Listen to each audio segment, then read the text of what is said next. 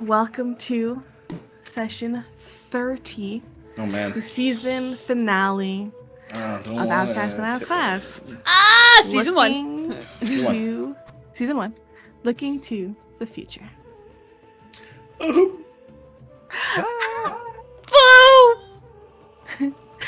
Tears.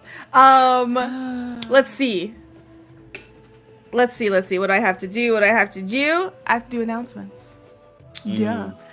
So super quick, y'all. I mentioned the new Ko-fi goal. So if you are not aware, we are, as we round down and round up. Nope. As we wind down and make our way towards season 2 of Outcast and Outclassed, I want new character art.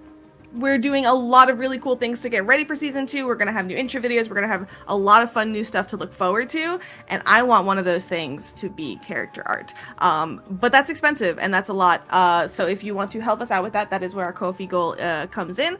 So go check it out.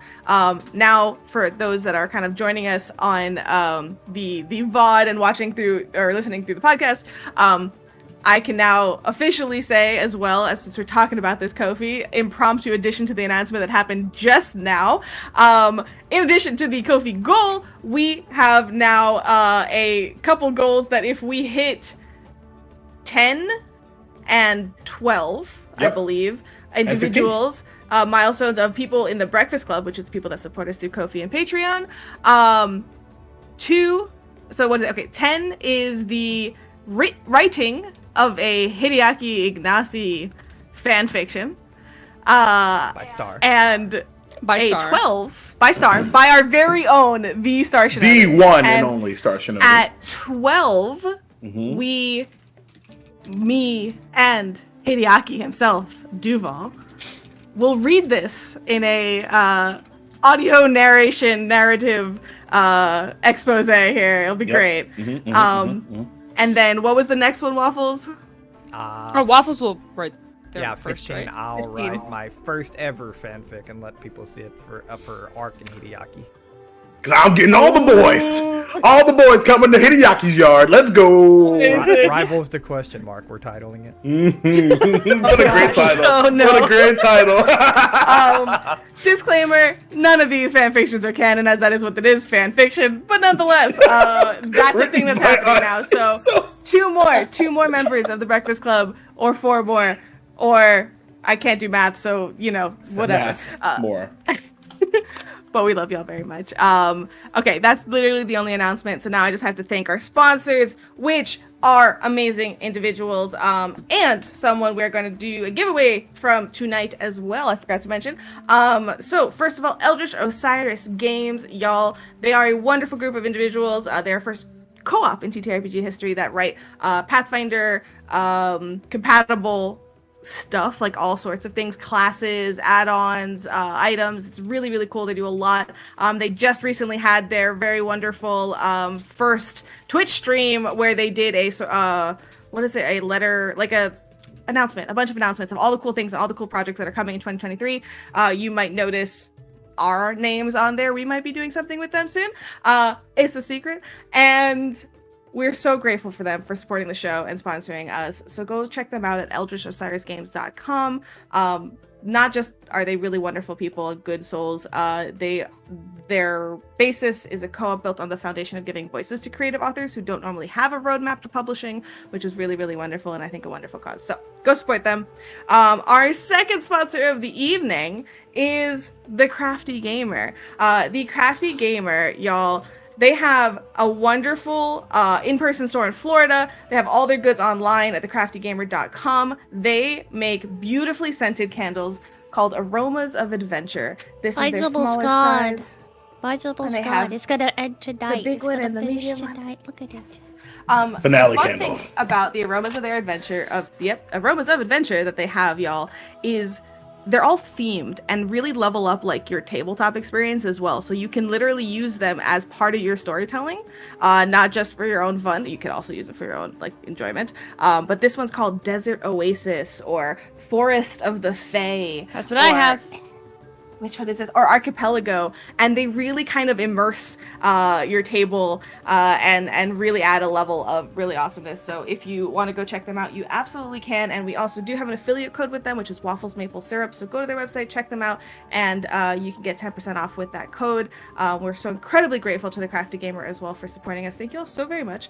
And then lastly, we are part of the Roll20 Ambassador Program, so that's the VTT that you'll see us using here on screen tonight. And if you ever are looking to play the Strength of Thousands Adventure Path yourselves at home, now that they have their bundles all laid out for you, so for me as the GM, it makes my work a lot easier. And all of the maps are on there, all the enemies are out there on the map, and like the dynamic lighting and everything's all laid out for you. So definitely takes a load off of the prep on that front. So thank you very much, Roll20, for y'all's support as well. I can delay this no longer. I guess that's it. So y'all, let's get crying, everybody. Good. See Yes.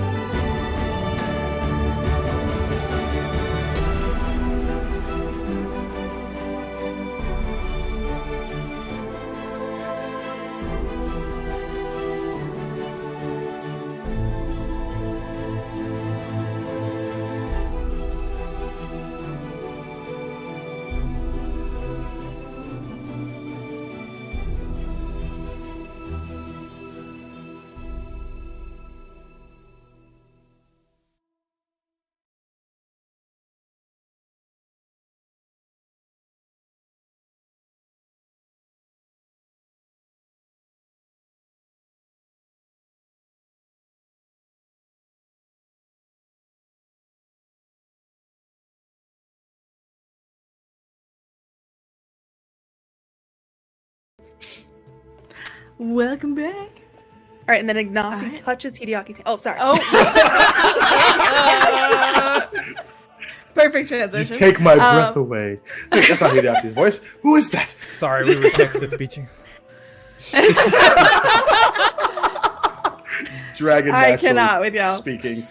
Anyway. Okay, so, my friends, let us come back in here because last we left off, you all had a heck of a time as you find and wrap your way around the end of the dungeon crawl, so to speak, because first, about coming back down after safely securing a space for Benji and bringing Ignacy to safety and treating him, you came back after some time in which it seems that the gremlins in here were aware of your presence, tried to set up some traps for you, and Urbel, the lazy yet rather nasty Nugla bully, was waiting in tow for you, ready to finally do his job, which he had been so, reticent to do up until that point.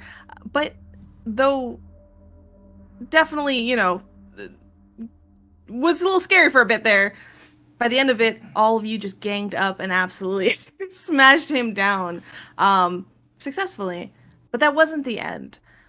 As you continued your way through these caverns, mapping them and surveying through them, until you noticed 3 things that were not like anything else down here. 3 Magaambian masks and colorful cloaks displayed in a way that just showed the hate that this individual, this stone ghost that you were pursuing, had potentially for the Magaambya as a whole. Finding a secret door behind it, you made your way to the stone ghost's room, and not long after, found Stone Ghost himself. Attempting to antagonize you, find your weaknesses, showing that they knew stuff about you. They've been watching. You, drained of resources, tired, had a very close fight. But one Arafe, finding a moment of calm in an otherwise storm, if you will. And just even a cantrip, one small cantrip, made the stone ghost crumble. Arafe, in that moment, there's something about the familiarity of death that you've now come to piece together with a little bit more clarity.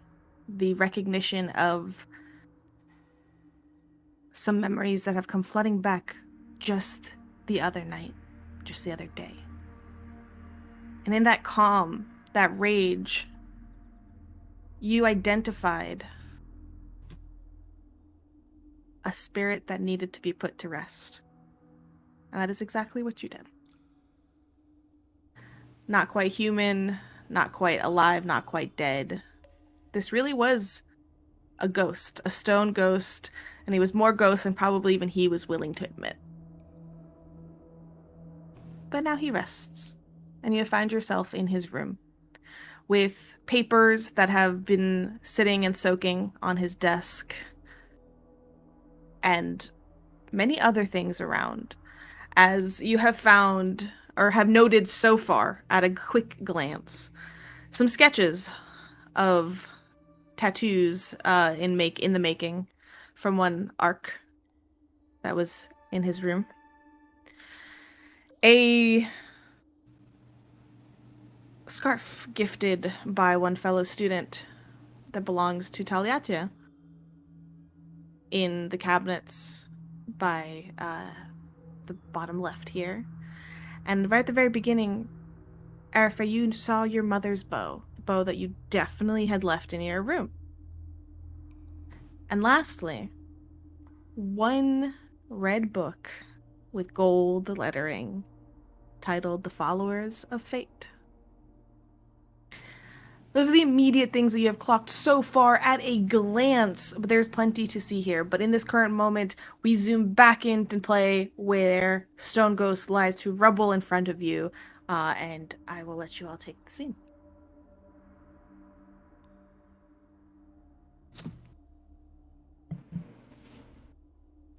Hideaki will spring up off the bed. Wow. We did it. Is everyone okay? I know mentally, but you know. Yes. I'm fine. Tal just nods. Well, I suppose we should see hopefully uncover some more information about what all this was about. If Tal sees that scarf, they're gonna move towards that bottom cabinet to get it and then also see what else is in there. Okay. So opening through this, I will leave off some perception checks for now. I think there's a lot to uncover, and then we'll see, like, if we want to roll for things later, we can. But for now, you open this this drawer, you see your scarf in there, and you see, like, piles of different things. It's not like Stone Ghost kept a bunch of clothes and things like that. It looks to be here like it's just perhaps things that he had grabbed at some point, for whatever reason and deemed unnecessary. So not only is there a scarf, your scarf that you see here, there's some like papers, that like almost like pages that ripped out of diaries, some full like little like journals that are mostly blank, things like just of different kinds. Looking at some of the papers, if you kind of just like kind of glancing at them, most seem to be scribbles of people's inner thoughts. It's almost like pages ripped out of diaries. One of which just catches your eye. It says, "I didn't mean to start the..." This is just in handwriting that on this paper, so not... You don't know whose voice it is, so to speak. "I didn't mean to start the cryptic circle. I was just musing out loud, but it got out of hand. They have to be more than just blank notes, right? But now Okoro's got involved, and he's just so invested." And that's all that says. Waffles thinks he knows who wrote that. So does Maria Jake. also thinks. I think so too, but I can't Tal remember may anybody's also kind name of off the know. top of my head for anything. Miriyama. Yeah, Yeah, Mhm. that's one. that's exactly who I was Ding, thinking. ding, ding, ding, ding. Mark doesn't know that though. So. Of course not. And that's really like there's other tidbits of things. Yeah. But instead, why don't we give me a perception check, almost like as an insight of trying to understand some reasoning. Yeah. Because Tal's gonna go through these cabinets to see like why in the world was he taking our stuff? Because it's obviously not just us. It's gotta be other people, yeah. Yeah. 22 if Ark's allowed to be part of that perception. 17 for me. Okay. Ark, are you kind of looking through the cabinets as well, or are you kind of pulling through the stuff on the desk currently? Kind of pulling through the stuff on the desk and attempting to like make sure it doesn't spill anymore and clean it up and stuff like that. Okay, so the stuff on the desk. I'm gonna hold your perception off for a second, but we'll come back to it. You said 17, Maria? Okay. It's odd for sure. I'll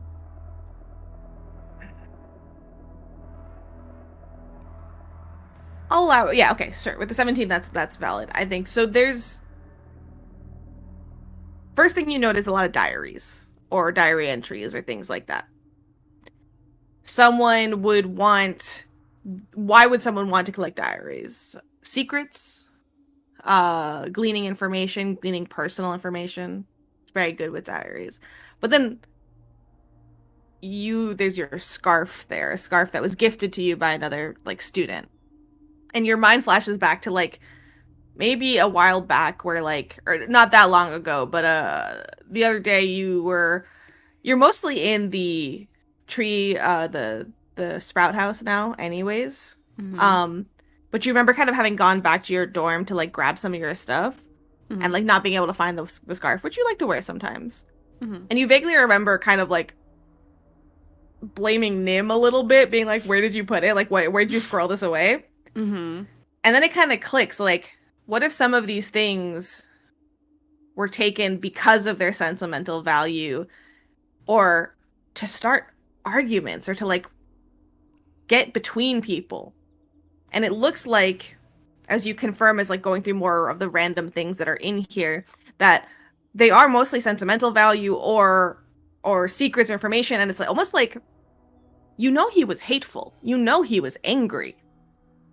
You don't know how long he's been here though. And maybe this was just a matter of spreading that hate, of getting getting people to fight with each other, just affecting relationships, things like that.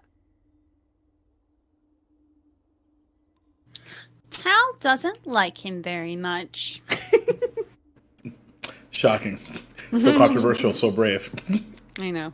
Someone has to spill the tea. Truth. Not over the important papers on the desk. But Ark, you are looking at the papers on the desk. Segway. The thing is the unfortunate part, is that a lot of the ink is bled for a lot of these notes. There's lots of papers, lots of journals on this desk. Aside from what seems to be, you also clock the Followers of Fate book that's there. You managed to take it off the desk. Like, it was kind of set on the corner on the side, because it was definitely a recent addition, like, oh, I'm gonna read this later kind of a thing. And it's just the water had like spread and it was beginning to get like to the corner of it. So it's the Followers of Fate book has just like a little bit of water damage. Sure. The rest, pretty rough. So you're going to be able, if you want to, you pick up the mug, you try to like take the notes off the water, shake them out as best you can to avoid further damage.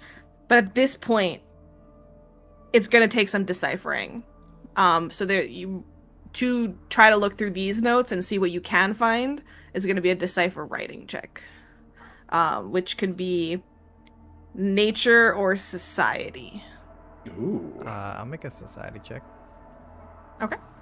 We live in a society. 21. Nice. Nice. Nice. Very nice. Okay. To an extent, a lot of the reconstruction of these notes is going to take some time. But with your successful society check, you're going to be able to go through and find pieces of information that you are able to get, out of through the mess, reading carefully through smudged writing and everything. Now there's a lot here. So as you begin to go through this, Arafe and Hideaki, what are you doing? Hideaki will first, realizing that as he sprung up out of the bed in the first place he was going to take a look at, Ark is already doing, he's going to look under the bed. And even though he knows that there was, 2 gremlins underneath, you never know, secret compartments, blah, blah, blah, and then underneath the alleged bearskin rug. Okay, so starting to look through, like, the non-obvious areas, starting to look under things, through things. Perfect. Yeah. Okay, so you kind of jump down off the bed and you look under the bed. Back in the corner where the Jenkins were, you see a mask. Another one of the Magaambyan masks.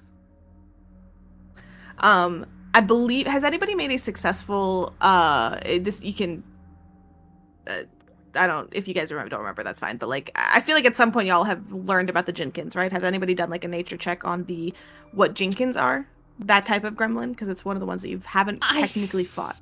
It feels familiar. Because I was the one that saw it in the last... Sure. Okay. Room? So I'll let y'all have the information. I think you're right, because you were looking at him under the desk there. Jenkins are one of the tricksterier ones of gremlins. Not just... So all gremlins are very, chaos and very like, haha, let's make messes and do all these things. Jenkins like to, really lay like tricks and traps and things like that.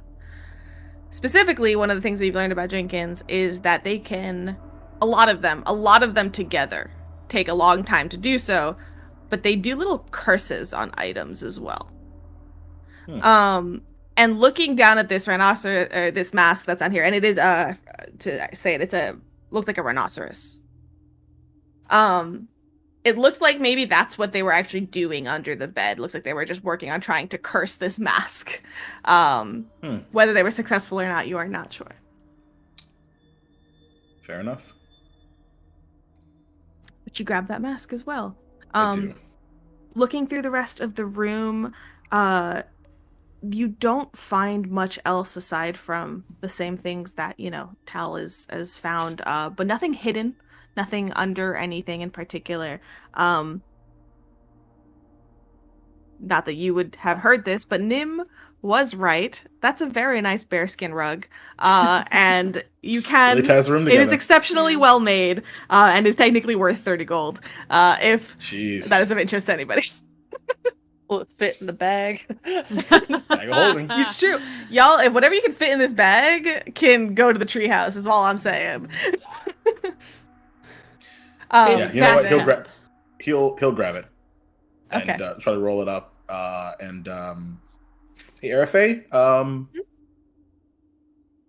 call me weird, but I kind of want to take this. We can definitely try and put it in the bag. All right, cool. I assume we can get it in the bag if we roll it up tight enough. Imagine a rug that's rolled up is like, like 2 feet wide in Yeah. diameter. Look, I'm gonna pull Yes. my Minnesotan knowledge here. That's a black bear rug. It's not gonna be that big. Look at that Minnesota lore check. Yeah, That roll me a thing is Minnesota 20. check. That thing Thank is you. 5 Hey, feet oh, don't you across know. max. My thought is this: the thing is that it's a magical bag of holding, Yeah, so yeah, parts yeah, of yeah. it can get That's through what- if you don't even roll it up, and you can figure out a way to get it through. Okay. It's fine. Cooler, like It's shove malleable this into a enough. bag. Yeah. yeah. All right, we have a But- black. Yeah, and I think Arafe. like, under his breath, he's just like, "You take my shit, I'm gonna take your shit."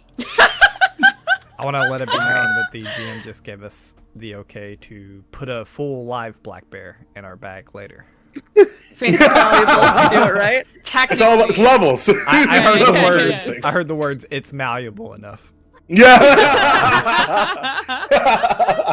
I knew that jelly bones spell was gonna come and do something later. But as we're Arafe, putting what are you this up to? in, as we're putting this bearskin rug into it, she's gonna point at the mask and go, that's one of our classmates, isn't it? Maybe Stone Ghost was a student.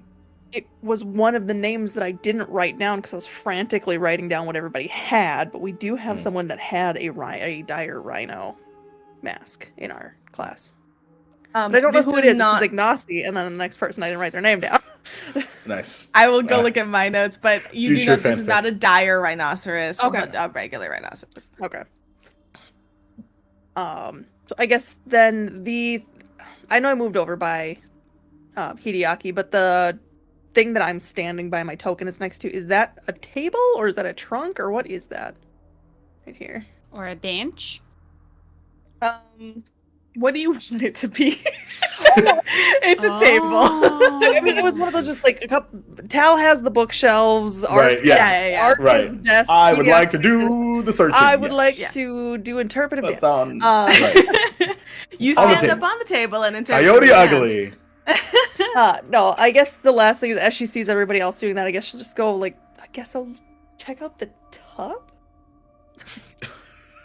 and if so with everything you're Respect. basically have the areas covered. Aside from the mask and the bearskin rug, you don't find anything else of note in here. Okay. But you see Ark all beginning to sort through these papers. The desk being wet, taking it over and starting to splay it out on like maybe this table or throughout. You are beginning to kind of lay things out to dry, separating papers, opening up journals, and kind of going through things.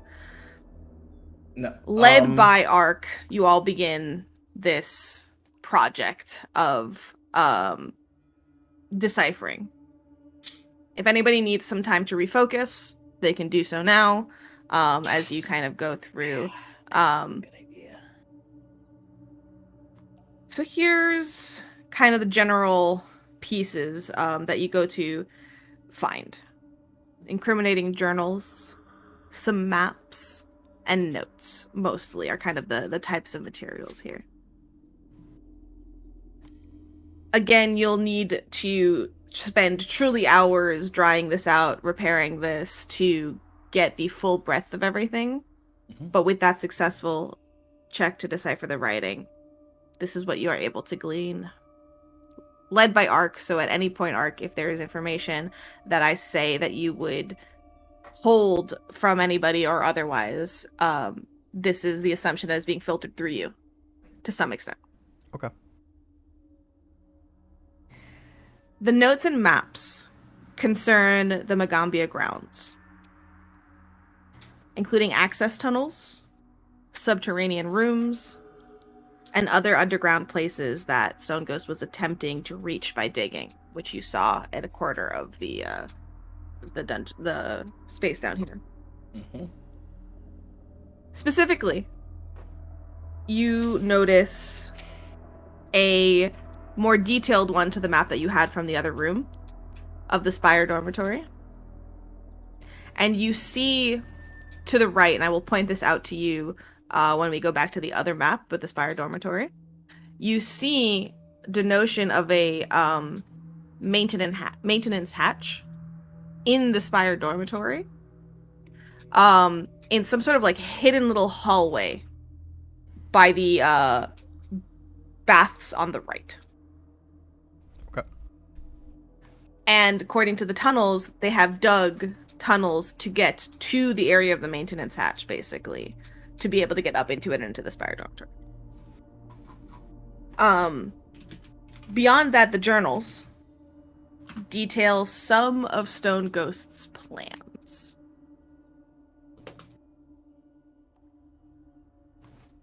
The first piece of information that you're able to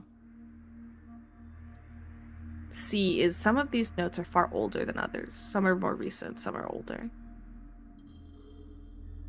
The older ones have a name attached to them.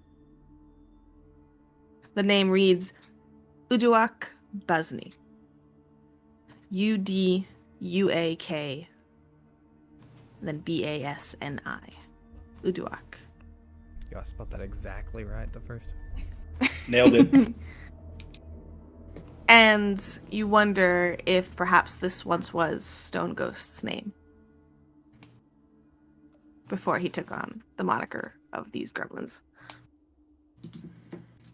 More recent notes indicate surprise at the number of insects found on the campus.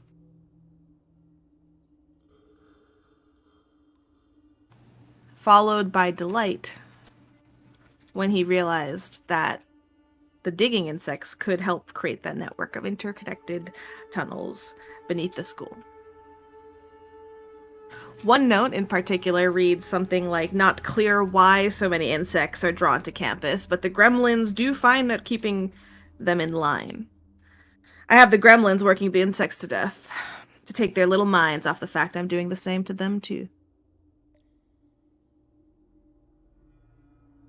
What a jerk.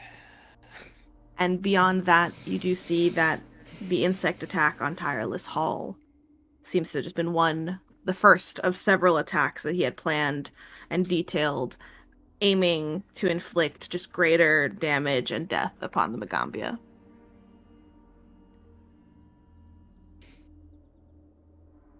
I will say, going through all of these notes, you're gonna be down here for like a little bit, but nothing comes to bother you or otherwise. Okay. Yeah, he would relay all that.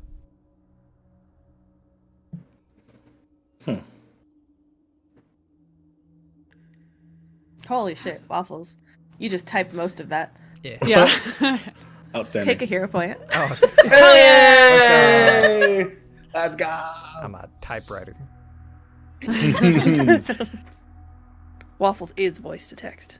Yes. Yes. Wait till my fanfiction.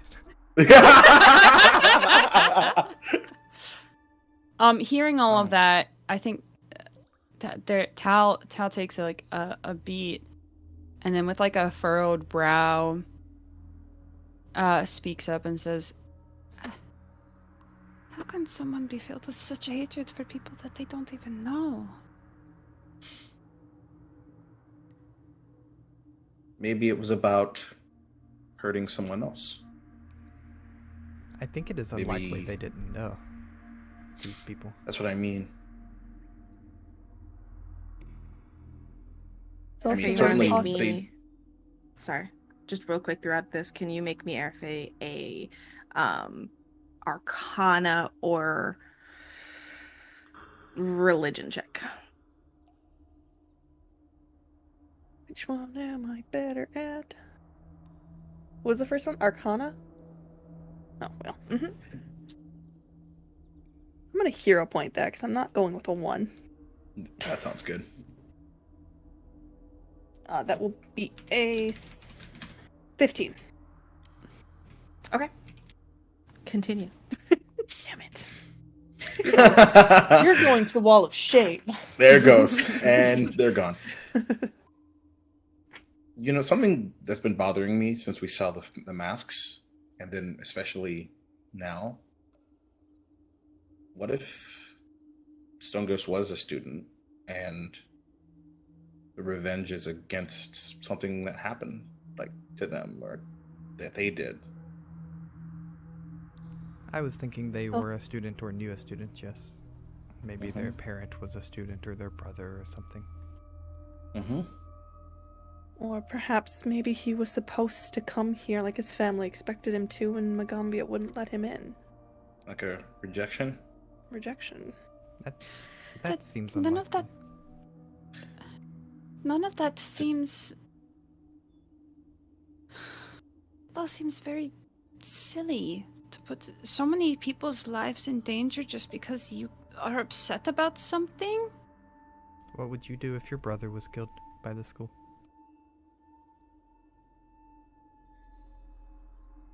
I would be heartbroken. But I wouldn't go on some elaborate scheme to make sure that everyone who steps foot here has to suffer for it. I mean, I almost went out to the forest to take on the entire myceloid everyone. So, And Ark was actually about to say something and then stopped and didn't say it after Hideaki said that. Some people carry more anger than others. but the will to straddle the connection between life and death is just, and they said it many times, hatred, revenge, just all consuming isn't even a good enough word for it.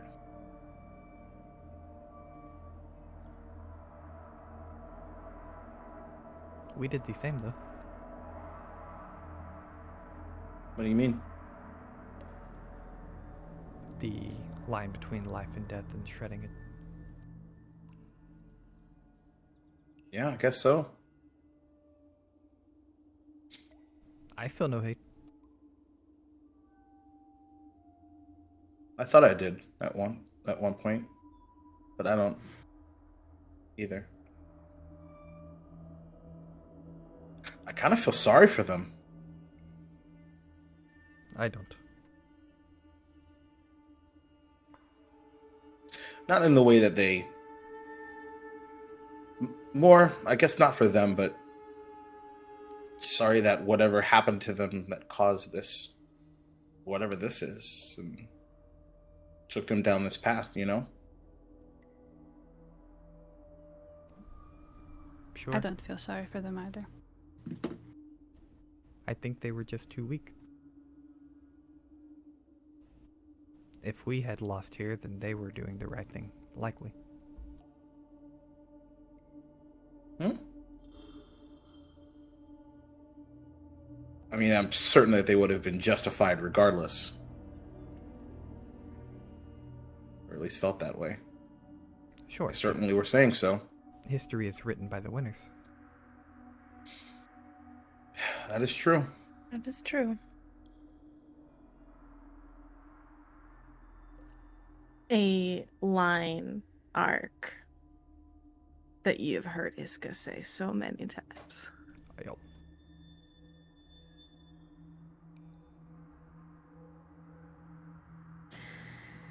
At this point, you have been here for a while, and you are bone weary. It has been a long day. Though you went back up for some fresh air, the stale air in these tunnels is beginning to just... You're getting to this point of like, I haven't seen the sun in like hours. I need fresh air. Yeah. And you are incredibly tired. Having... what, 0 spell slots almost left across the board. One between the 4 of us. I was on an aircraft carrier and I didn't see the sun for like a long time, and I was fine, you know. So yeah. I was in London. We're not getting into that, 4 Waffle, days. because I know distinctly you were not fine. I'm just kidding. Damn, called out. I'm just kidding. So you're holding these conversations almost like throughout as you piecemeal some information here and there. But you do know that if there is someone who, you know, if you do think this is a student and you want more information, that is something that you can absolutely go look or ask, and maybe, you know, you do still have to report to Teacher Ott. There's still, you know, things to do. So as the sort of wave of the adrenaline leaves you and you sit there on these chairs deciphering through these things, you're hit by the fact that you're still down here, and you all kind of take the time you need to collect the things and head back up. Unless anyone would like to tell me otherwise. Okay. Airface so tired. Yes. Yeah. I think like on the way out, like Hideaki will go to like do like a follow up, like, yay team, like great job, and just like, I'm too fucking tired to even try. You grab all the things, all the papers, all of the... In addition to the paperwork from the Stone Ghost, also, you know, any items or other, you know, pieces from other students or otherwise that you can gather. And start heading back. And there's this moment as you head back through the caverns where you're like, oh fuck, I have to be on edge again. As you traverse your way through. But things are a little bit different. And you feel it. Stone Ghost is gone. And already the gremlins were running from you, and as you kind of walk back, as enough time has passed since that moments where you were kind of walking through and you were at least seeing a couple here and there, and you see barely, like, you don't really see any as you slowly make your way back up. You hear still the droning. You do kind of come across like a bee that seems to be bumbling now that there's no one telling it to do any work around there. And you, in the back of your mind, know that, like, this'll have to be like cleared out at the end of it all, but at this point the major issue is gone, and the gremlins don't seem to be like they'll listen to y'all now. At this point, they're not gonna fuck with y'all, and so they can be corralled off campus or however, and you know that will be handled and dealt with. So as you go back up, are you heading to report to Teacher Ott first, or are you doing something else first? I think we'd go to Ott right away to finish the mission. That's what Or at Ark least wants that's to what do. Arafay would want to do. Mm-hmm. Okay. Down. Let's go talk to Ott and then nap. Man, that sounds like the best 2-step plan I've ever heard. You finally resurface out of the front steps of Archhorn Library, and is almost that smidgen of disappointment as the sun is setting already. And you're like, God damn it, I just want some sun. What a long movie. Mr. Sun. Nonetheless, you make your way over towards Tireless Hall. Though you guys stepped out of here, you have not been to Tireless Hall since, like, you actually met people outside of Archhorn Library, so you haven't been to Tireless Hall since the other day. Yeah. When you come here now, you see the enormous field station that has been set up here has, like, solidified into a full-out, like, field station. Before it was like, here's a table and somebody set up, like, some tent to hide from the sun. Now there are just insects of all sizes in piles, basically organized and sorted You see Koride overseeing that side of the investigation as she's almost cataloging all the insects and beginning to kind of like go through all of those pieces, labeling them, asking questions. She has a little team of students she's working with. Takulu is there as well, and when he sees you all, his eyes just kind of show the understanding of you all have been through a lot. You mean because we're covered in blood and dirt? Yes. What gave it away? We look like we've been in a bar fight 6 times. Attendance, how have you fared? I'm glad to see you all alive, if not fully well. A lot more successful than we anticipated. As successful as I anticipated. Honestly, me too. I Or didn't hoping expect for, anyway. to run into a stone man that went into walls. You see him kind of look like interested at this. You've encountered an individual outside of these gremlins and insects? Remember that stone ghost we were telling you about? Yes. Met him. Defeated him. Do you He's know Impressive. Uduak Bosni? You see him kind of like scrunch his eyebrows for a second and like think back. The name is familiar to me. Were they a student here? Yes. Is this the man that you've encountered? I don't know if we put the... I think I'm still holding on to the mask, so I just present it. And he kind of takes it. And Ark will answer the question saying, I believe it is a name on old notes that seem to belong to him, and the new notes were definitely his. Do you have these notes? Yes.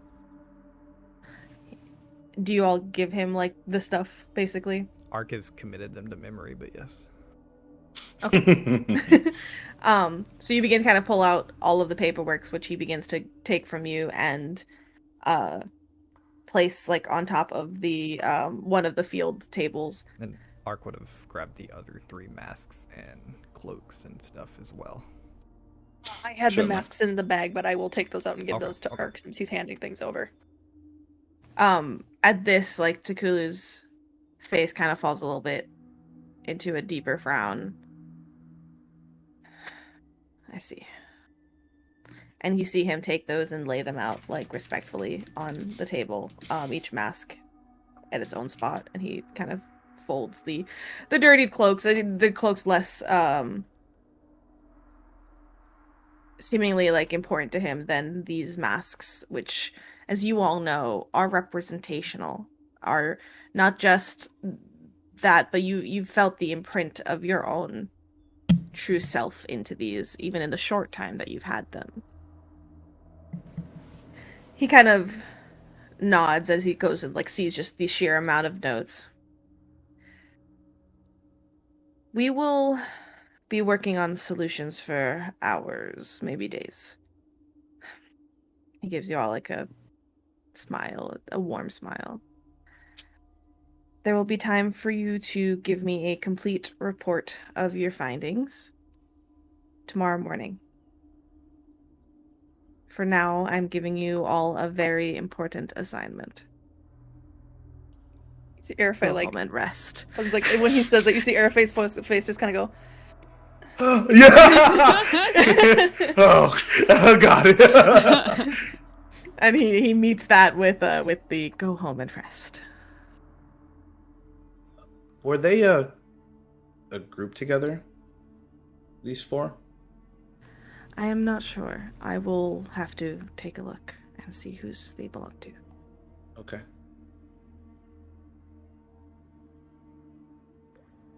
Step 1 down. Step 2 to go. With that, you have an evening to rest before meeting him the following day. So, Does anyone want Tough. food? Oh man, yeah. Yeah, no more rations for like ever, okay? Sure. on your way to the dining hall, you do in the dining hall you do see an equally tired Okoro sitting there, kind of finishing up a meal, and checking in with him. Kind of his face lights up to see you, though he's like he sees how like do you guys go change or you just kind of like one go way give a shit? and That wasn't part of our like 2-step process to go change. Yeah. I don't think Makes so. sense. Nope, not at all. I added a Will step pressed into 1.5. himself. Of course you It's uncomfortable to be all bloody like that. And he was dirty. No, that's that's Yeah. fair. It's just that moment Totally of fair. oh god, I wish I had that spell. Are you all healed didn't- to full, by the way? Or I'm at 41 Yes. out of 44. And 41 out of 41 due to ARFA. I'm at 33. out Fucking of air 44. fade win. He kind of gets up. Like, do you all approach him, or do you just kind of like wave at him and let him be? I would totally approach him, especially Okay. after the conversation that we had down there. And I did yell at him. So He kind of sees you all, and he's just like, even though you can see like he was like halfway to taking a bite, he kind of like finishes the bite, puts it down, and kind of goes to stand up, and he's like, "Do you want me to get you some things from the infirmary? Are you all okay?" I think we'll be all right. I am okay. Are you? I can jump over there if you need, or do you want me to get you guys some food? You guys can just sit down. I'll get you guys some food. Yes, that would be just the best thing you could do right now. I'll get my own. Yeah, sure. And he'll like go run off like and get some like he tries his best, but he kind of just comes with 2 heaping plates of like foods that are on like the finger food side of like you guys can grab from a shared plate, and he kind of just like puts some things in front of you, and he's just like, "How are you all doing? Is everybody okay?" Ignacio's doing okay. He's Good. resting.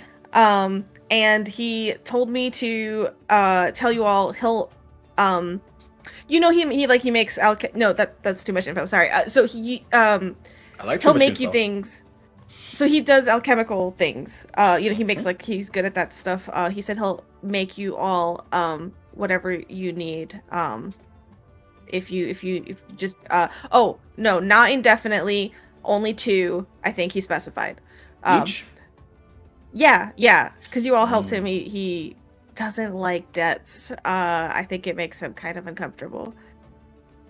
For your purposes, keep in mind that you can go look through any alchemical elixir of 5th level or lower. Ignacy will make you, and you can pick 2, and he'll make each of you 2 up to 5th level elixirs. Keep that in mind.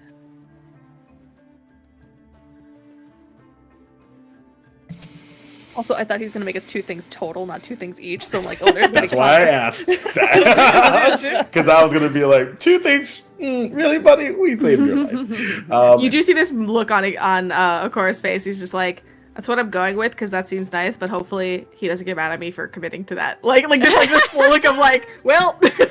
Well, if anything, it won't be your fault. So don't worry about it.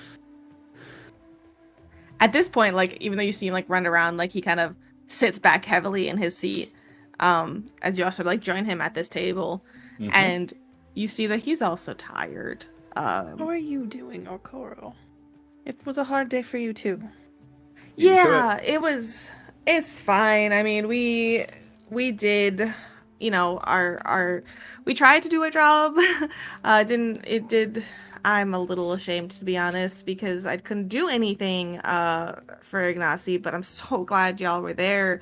It was so good. And we didn't even We weren't even in the right place. It's fine. It's fine. It's fine. Nobody died, so you It can ended try all next right. time. Yeah. He Let's gives stay us, away like- from subterranean case with bugs in them for a while. I'm pretty over that. If we have a choice, I'm with you. Yeah, let's go like in the trees or something. Let's not go in the trees. Find birds. Okay, staying on the ground. All right. Okay. I was trying to do the opposite. Okay. I mean, Trees the are bad opposite's the for air, us. right? I mean, We haven't done. We could get some hand glides from. oh my god, I've been meaning We have to a talk business to. start. Oh yeah, don't worry. He overcommits to everything. Hey, Broom. So I bet you he's genuinely forgotten. That's fair. But yeah. And Benji is in your really cool treehouse, by the way. That's super cool. Didn't know that was there. But yeah, so she should be there still. She was fine. Good. Good to hear. All right. Sorry you didn't know about the treehouse. Oh, it's fine. It wouldn't have stayed a secret for long. I love figuring that stuff out. And now I have, Knowing you, so that's awesome. I Can we wouldn't be surprised. listen? Can we do a game night there? It seems like a really cool place to do a game night. Hideaki will look at Tal. Yeah, Arafat looks good. That's Arafat looks Tal's just kind of like Tal has one of their legs like pulled up and is kind of just picking at a plate of mangoes, like mango pieces. Yeah. And like looks over and says, "I mean, I think that would be fine. I think." Yeah. Awesome. All right, I'm really tired. So I'm going to go to sleep. But thank you all again so much for saving our butts. Not a problem. Go get You'll some. be there for us next time. Absolutely. For real. Kind of looks over at you, Tal, and like gives a pretty like brilliantly white smile, though you can see there's still anxiety behind his eyes, and he's just like kind of almost very directly to you, being like, I'm glad you're okay. And then he takes his plate and will head off. They're okay because you weren't with us. No, I'm just Oh no! Boom!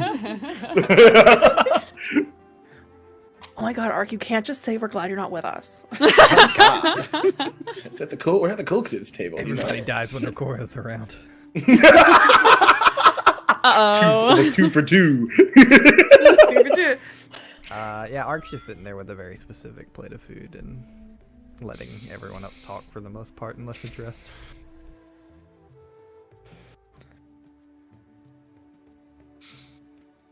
I kind of feel like they're sitting in silence for a long Yeah. time. Absolutely. Yeah, I Yeah, think so yeah. too. Just quietly eating food. Yeah, At like I think one like point, Hideaki. The heaviness and the silence of that space, there's like you don't even like realize as like Lamusi, the kitchen, the cook that you're familiar with at this point, just kind of sensing like the weight of the table, just comes on by and like places like a plate of like sweets down like beside you. Doesn't say anything, it just keeps man. walking. Mm. Tal You're the has best. Pastry. Sorry for yelling at you the other day. You've been through a lot. It's okay. We must look like absolute shit. You really do. You all Definitely. really do. 100% look like absolute shit. And in this moment, whoever is looking around, you see that you're not the only ones. Sure.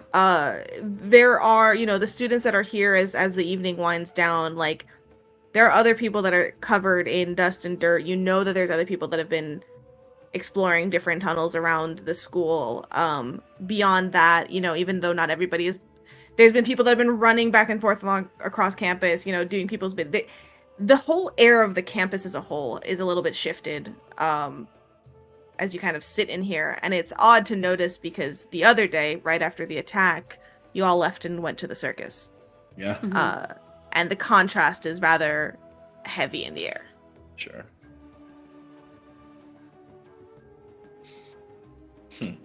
I think like at a certain point, like Hideaki would just kind of like individually like look at everyone individually, and then go to start a sentence, and then like not at all.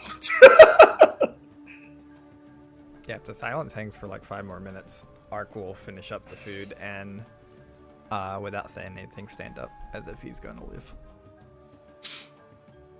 As Ark stands up, Airfae is not gonna look up, but she's gonna say, "That was too close today." Which, Ignacy? All of it. Ark like thinks for a moment and says, "I don't believe any of us were in danger." Maybe from where you stood, Ark. Not from where I was. I think what's shocking about it for me is I think I'm getting a bit too comfortable with too close. Ark sits back down.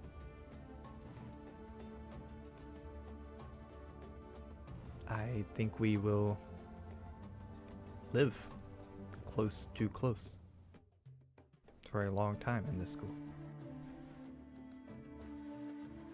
That's fair. Ark, I think for you might be right. This concept of closeness, it's how you train, technically. There was no chill in your training, you know, like no safety net, no guardrails. Quite literally, you would train on cliff edges and in all sorts of locations that the wrong way, and you would fall. And you know that that's part of what makes you stronger, how someone gets stronger. Yeah, I mean, for Ark, he's not saying it right now because of the mood, but like Ark's internal monologue, so far the only close thing has been Tao. When they died and came back. Sure.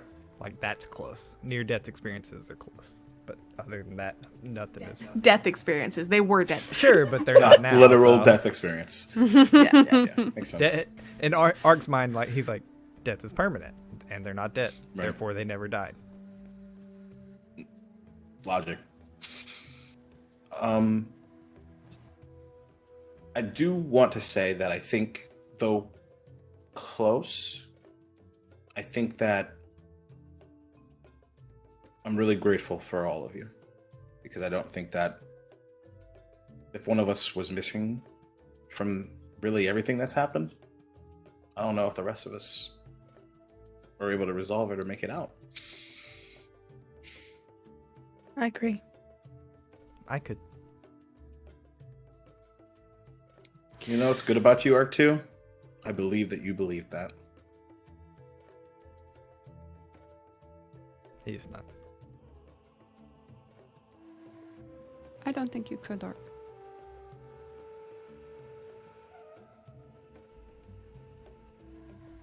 That is okay. Who would have gotten you out of the hole?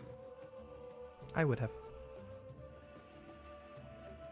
I chose to fight from it. I could have gotten out. If he hit you one more time, you might not have. I still don't believe it was close.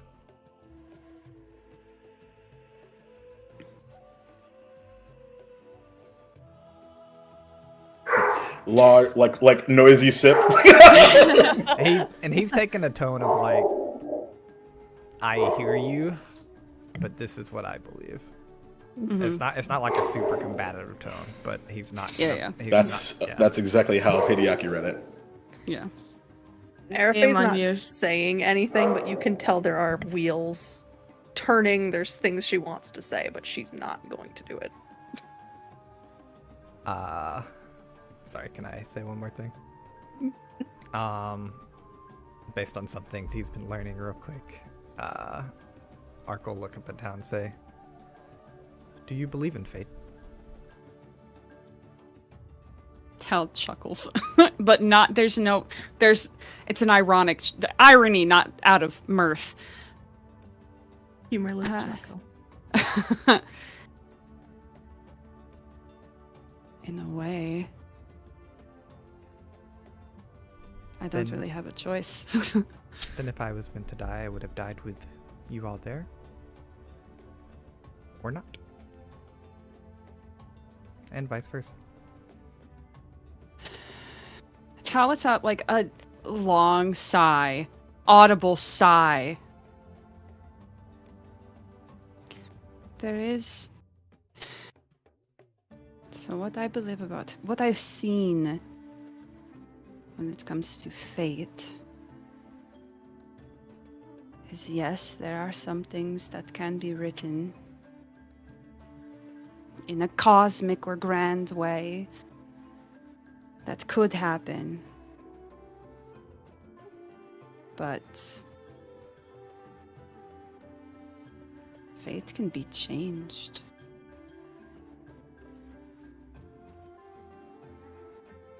So, you're right.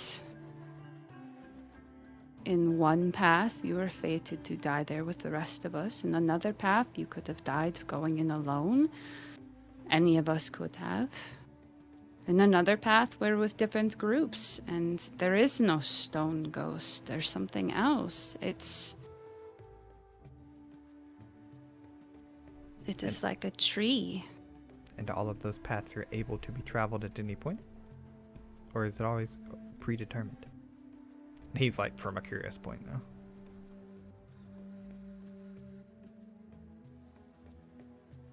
I don't think there's a set path for anyone. I mean, if there was, I might have stayed dead. And Ark, since you were the one clearing up the desk, like, I'm gonna say, unless somebody specifically wants it otherwise, that you have also now taken the Followers of Fate book. It's in your possession currently. Oh, I would have totally taken it from him. If Hideaki said it was his, like if there was ever that moment, then Ark would have given it. Yeah, 100%. So we'll say that maybe happened up when you were going through all the stuff and giving things to Teacher Ott. So you at this point recall, Tal, that because originally not everybody saw all the items that you know everybody saw here. So at this point, Tal, you're like, hold on, that book that Ark had just given over to Hideaki was down in the Stone Ghost's room, and you had given that from your grandmother to Hideaki, literally yesterday. Yeah. And yeah, at the end of Tal's last sentence, Ark will just give a little nod, but it's... Y'all know him by now, and it's on the side of like, sure, conversation's over, but I mean, we... Acknowledgement. Yeah, it didn't change anything. Certainly. Information taken in, opinion same. Yeah, right. The Ark 2 story. At least he listens and considers change, but most times goes, no, I'm right in the first place. Hey, we've grown a lot here. Ark, I have that genuine question then. Yes. If you think that you could do everything yourself, why do you stay with us? Well, Because it sounds like you don't need us at all. I could not have defeated him by myself, but I would have lived.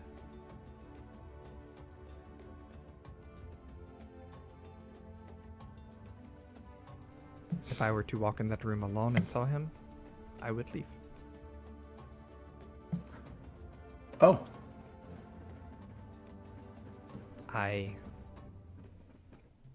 don't need you all for success.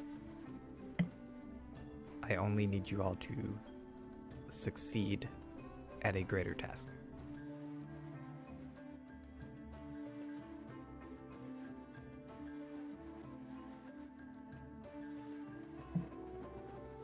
Airfay, you sense something in this mention of a greater task that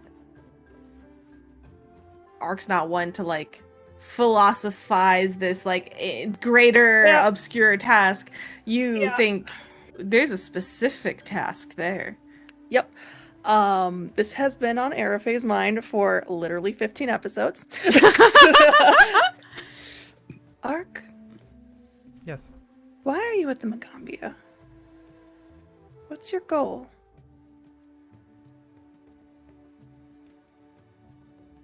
I was built to come here.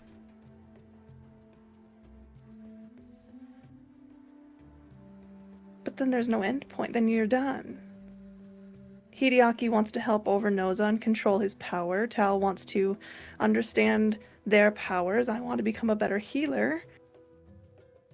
Why are you here than to just learn? You're already extremely intelligent. You already are quite powerful. What's the goal for you? To learn and master each of the schools of magic. Well, 7. Why? Real quick, that's of interest to everybody. All of you Yeah. all are magic students. Yeah. There's more than 7 schools of magic. Yeah. Who's very specifically interested in 7. Everyone would probably know that there's 8 schools of magic. But...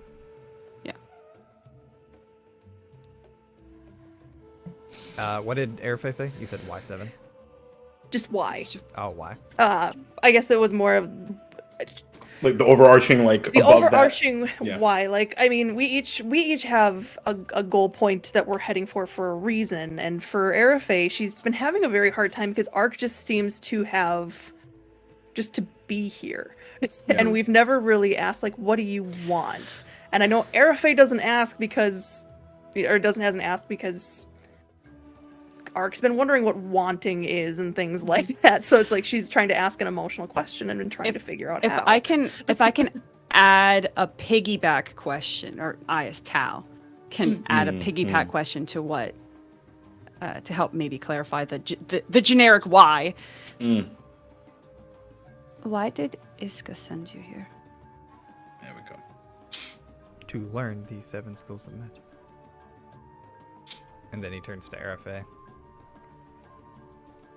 Because that is what I was sent to do. I can't move on until I learn the 7 schools. Move on to what? Whatever is next. you don't have a directive of what's next after you learn the 7 schools? He, like, genuinely confused. No, I have not completed this task yet. Interesting. 7. Yes. Which one? Which one don't you need? I was sent to learn abjuration, conjuration, enchantment, evocation, necromancy, transmutation, and illusion. So no divination. No. In Tal's mind, it makes perfect sense Yep. based on Same past here. conversations. Uh-huh. Oh boy, oh boy, oh boy, oh boy. What role do I want from you all? This is an interesting one. There's one person that has a specific role, I believe, but... No, Tal has android. Oh, okay. Yeah. Let's all make a society check. I love that for me. My I'll make mouse it has too. died. Okay? Turn off.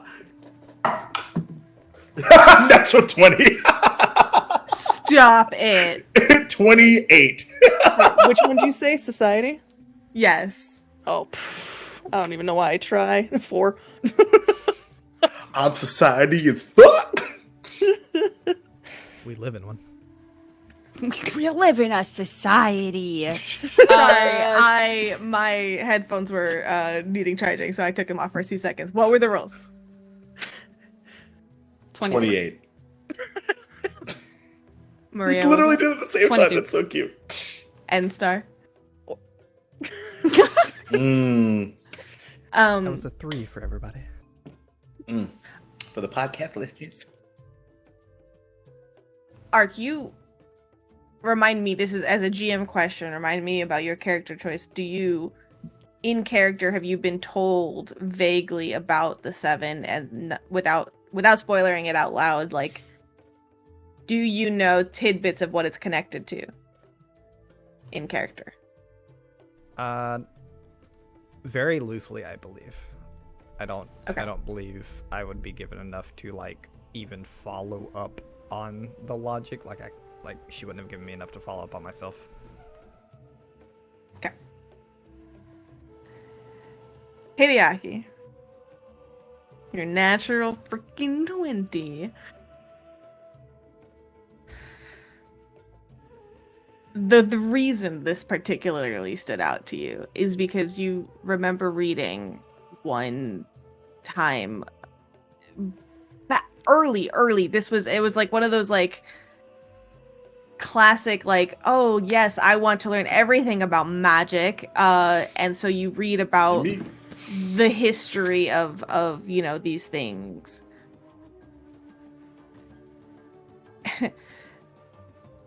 The thing that struck you is, wait, 7 and not divine? Mm-hmm. That is something very specific that you've read before.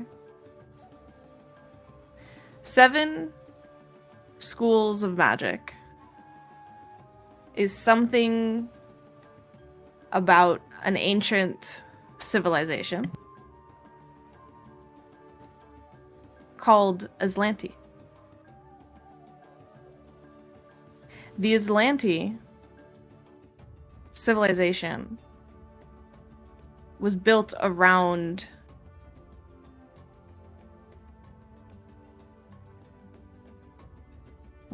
that. And even with that critical success, like, you never went in and researched Aslanti lore or anything like that.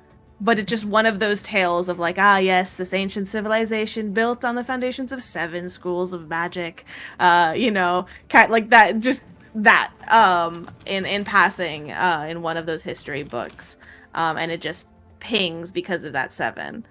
Yeah, I think like as low energy as everyone and even he is, I think it like it's like a bolt of lightning, and he's just like, I think there's even like a physical like, wait a second. R2, do you know anything about the Aslanti? Tal, you said 24? I think you said 22. 22. Okay.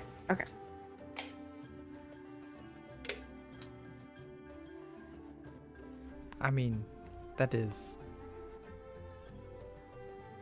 the origin of Iska and her people, as far as I know. Really? Well. Da-da-da. New Arc lore unlocked. Do I level up? No. I'm sorry, is the I've read Aslanti it. important for some reason?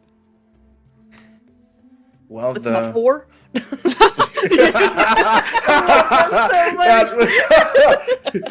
What does that even mean? Is that Look, I have like a Gnosis year of people? memory. I don't know what the Aslanti Hey, are. totally respect. 0, yeah.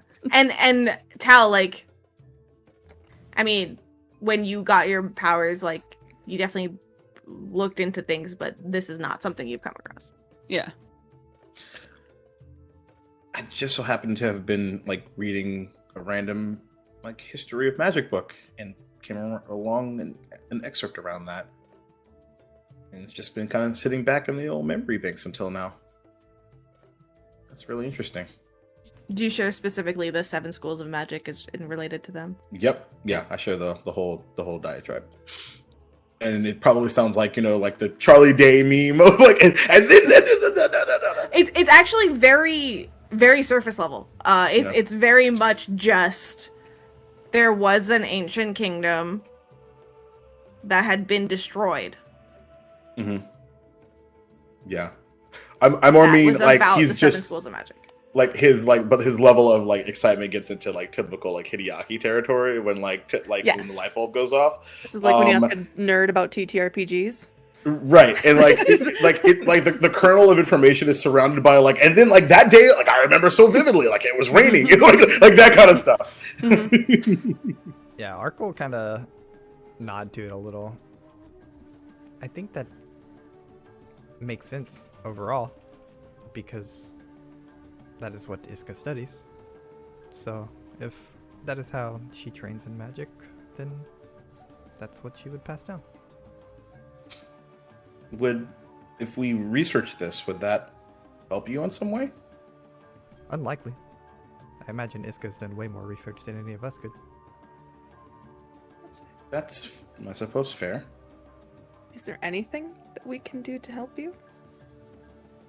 Hideaki, one last thing that kind of filters into your mind. The Aslanti are believed to have been Galarian's first advanced human civilization ever. I think, yeah, in And the the midst of thing that that- rant, that's probably how he ends the rant. And they were the first ever. The biggest thing for you all is like through Hideaki's like explanations is like ancient civilization flourished thousands of years long time ago, major meteorite, which you all know in like the history of Galarian. It's like a big famous thing everybody knows about. Earthfall, sorry. And it was literally an apocalypse on the face of Galarian called Earthfall. It destroyed Aslant. It sunk the entire continent to the bottom of the ocean. And like as he ends, like, and as he explains that, I recognize that's probably not important to anyone right now, but I'm sorry, I got really excited. It helped me quite a bit. I appreciate it. Well, great. Just nagging thoughts tell as well as you're sitting here like, oh yes, okay, so she's Aslanti, like, but like what, like a maybe some few escape like thousands and thousands of years ago? Like this is like you're saying like you were yes, I am this ancient civilization. Like what? Yeah. There's other questions that are in Tal's head besides that. No, yes. There's different questions. And aside from that, very little is known about Aslanti culture.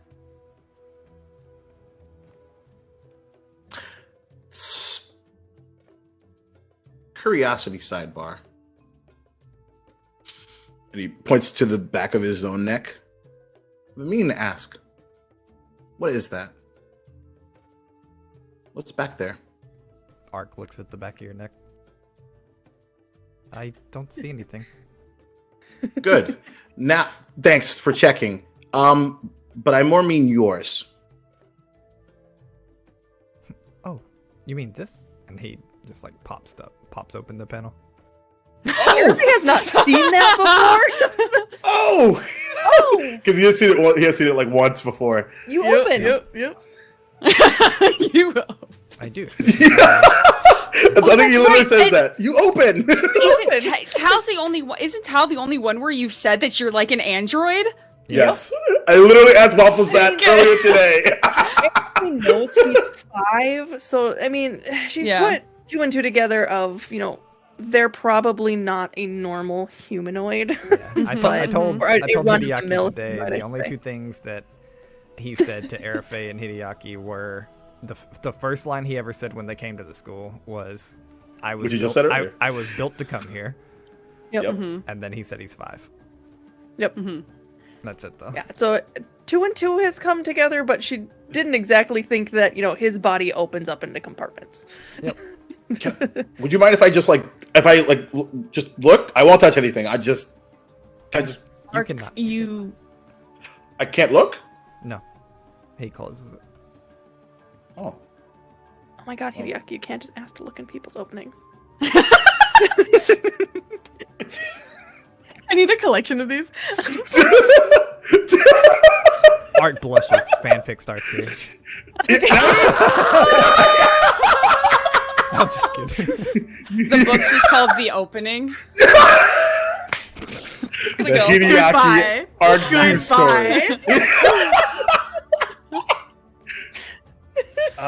Well, thank you for sharing that with us.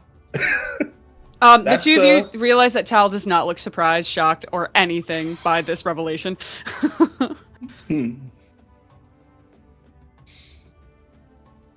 Does anybody want to make a society check for like a recall knowledge on androids? I would Please? now. After our yeah. masking ceremony, I would love to. Yeah. 23. Actually. Because it 23. coincides with some questions I have in my head. Poor Arafe just wants to go to bed. Look, Just y'all. can't do it. Airfire's society knowledge comes from Village and Yeah. Magaambya. True. That's it. Very There's true. I think this is very Hideaki's fitting read all the books. to what is happening and what in was her that? life. Tell. Is this society or is this like specifically? If you have something? specific lore, I have always- Android lore. Yeah, that always Yeah. trumps like a generic lore Okay. and has a lower DC. Okay. Look at the big brain on Brad. It's that. It's me. I'm Brad. Yep. Brad of the Sojourning Song. It uses intelligence. Okay. Yes. So that is a 23. Great. Okay. So both you. Yep, you both succeed. Okay, not a crit success for you, Tell. I was because of lower DC. I was like, nope. Okay. So.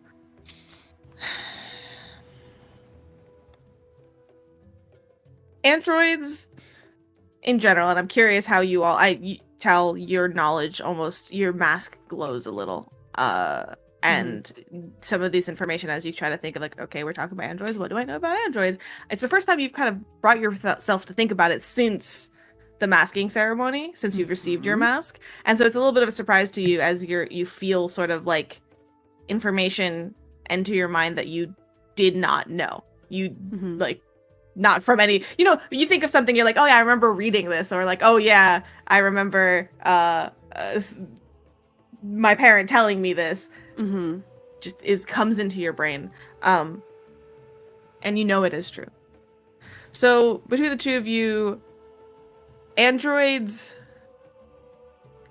they possess synthetic bodies, meaning Arc 2 is not in a regular human body, which is evident by the panel in his neck.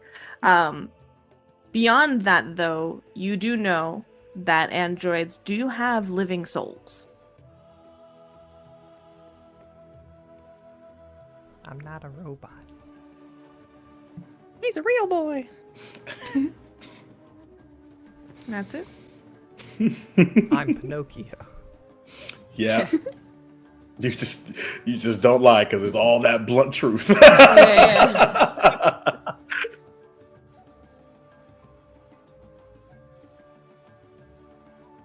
I have to say, R2, I'm pretty gobsmacked. That's amazing. He is Oh, confused by the word, but just nods. Alright, can I The ask other you thing one that you more- pieced Oh, sorry. together, the tattoos all across Arc, you now realize, oh, if he's an android, they're not tattoos. They're circuit-like structures. More things that Hideaki They're like rivers. didn't know thought there were tattoos. Just great. That feed has been super helpful. That hindsight 2020 thing. Oh yeah, that makes sense. How did I not notice that? Explains why they glow. Yeah. Look, I just thought he was super magical. Okay, God. I mean, it's a logical conclusion. Art, can I ask you one more question? Sure.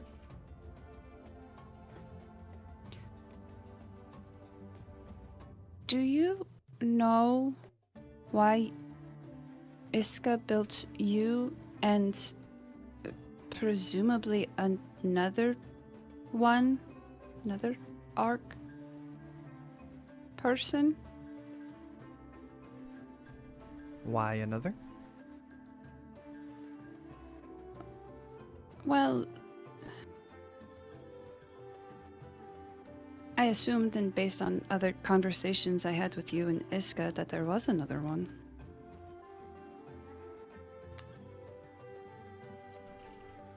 He just kind of like, yes, but he failed very quickly. Therefore, there is not another one. I am the only ARC.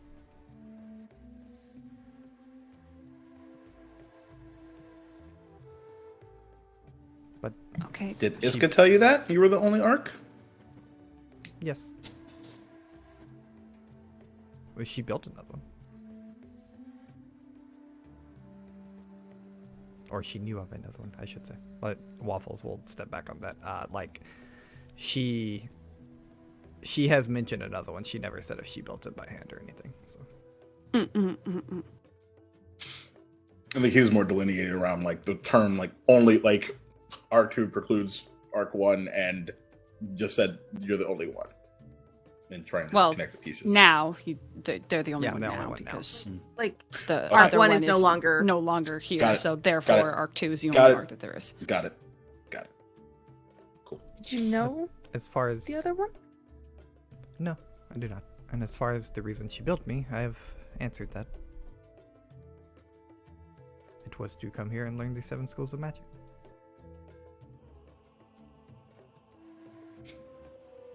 Sounds like it. Me, the GM, super excited. Yes, bring it to the light, yes. It just seems. Any- It seems a little. It seems like there's something missing because if this is her, where she came from, or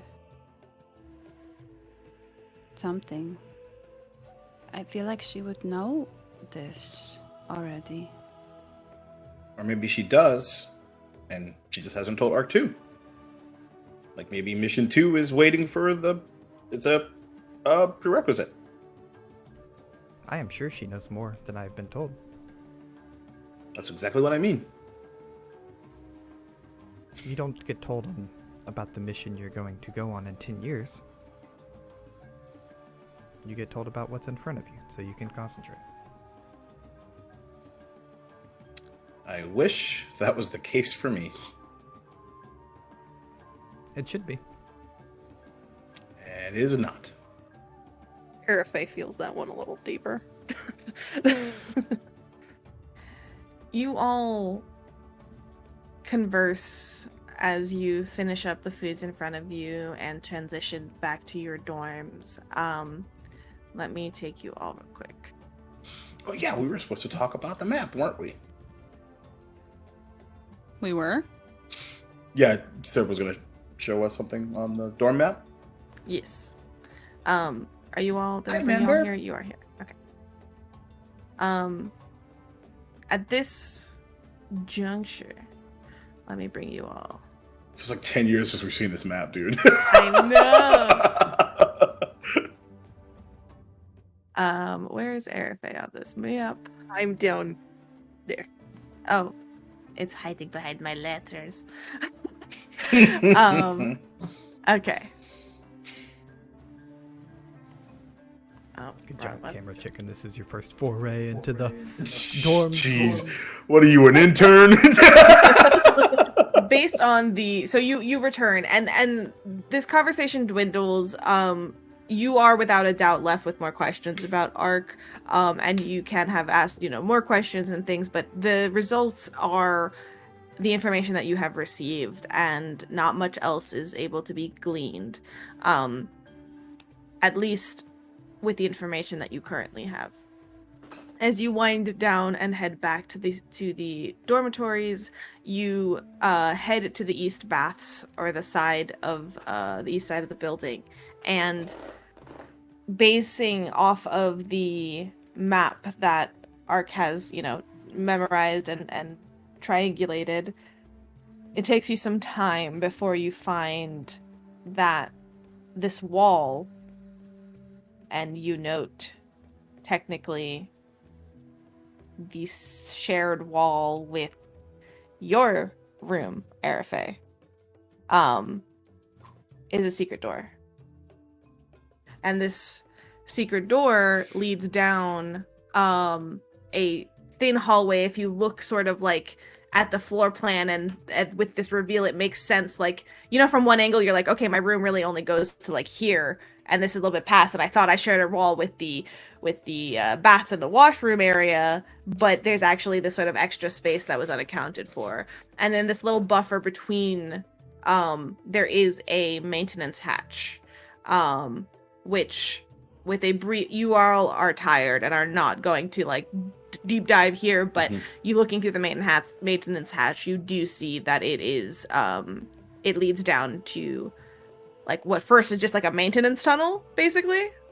And then you see it open up into a cavern that was like dug to it, kind of a deal. But you know that has been cleared, that a lot of people are doing, you know, doing their diligence here, and you're able to seal it up however you want to ensure that this stays shut. No one's gonna come in at night. The way is shut. And make a note to permanently seal it however you need at a future date. But you are aware that it exists now, and you have it covered. You inform the other students, let everybody know, so everybody's aware and can continue to be safe. And Magaambya fire code. and with that, you go ahead and wind down for the night and get your long rests. Give me them spells. Go ahead and pick your spells, get a new, you know, wake up, do a facial mask, do what you gotta do, rejuvenate yourselves. Why You are all we in sleep. Brooklyn? I don't know.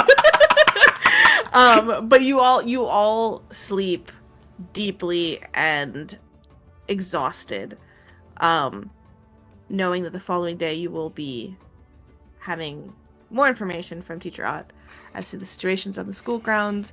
But for now, we will go ahead and take our break. Woo!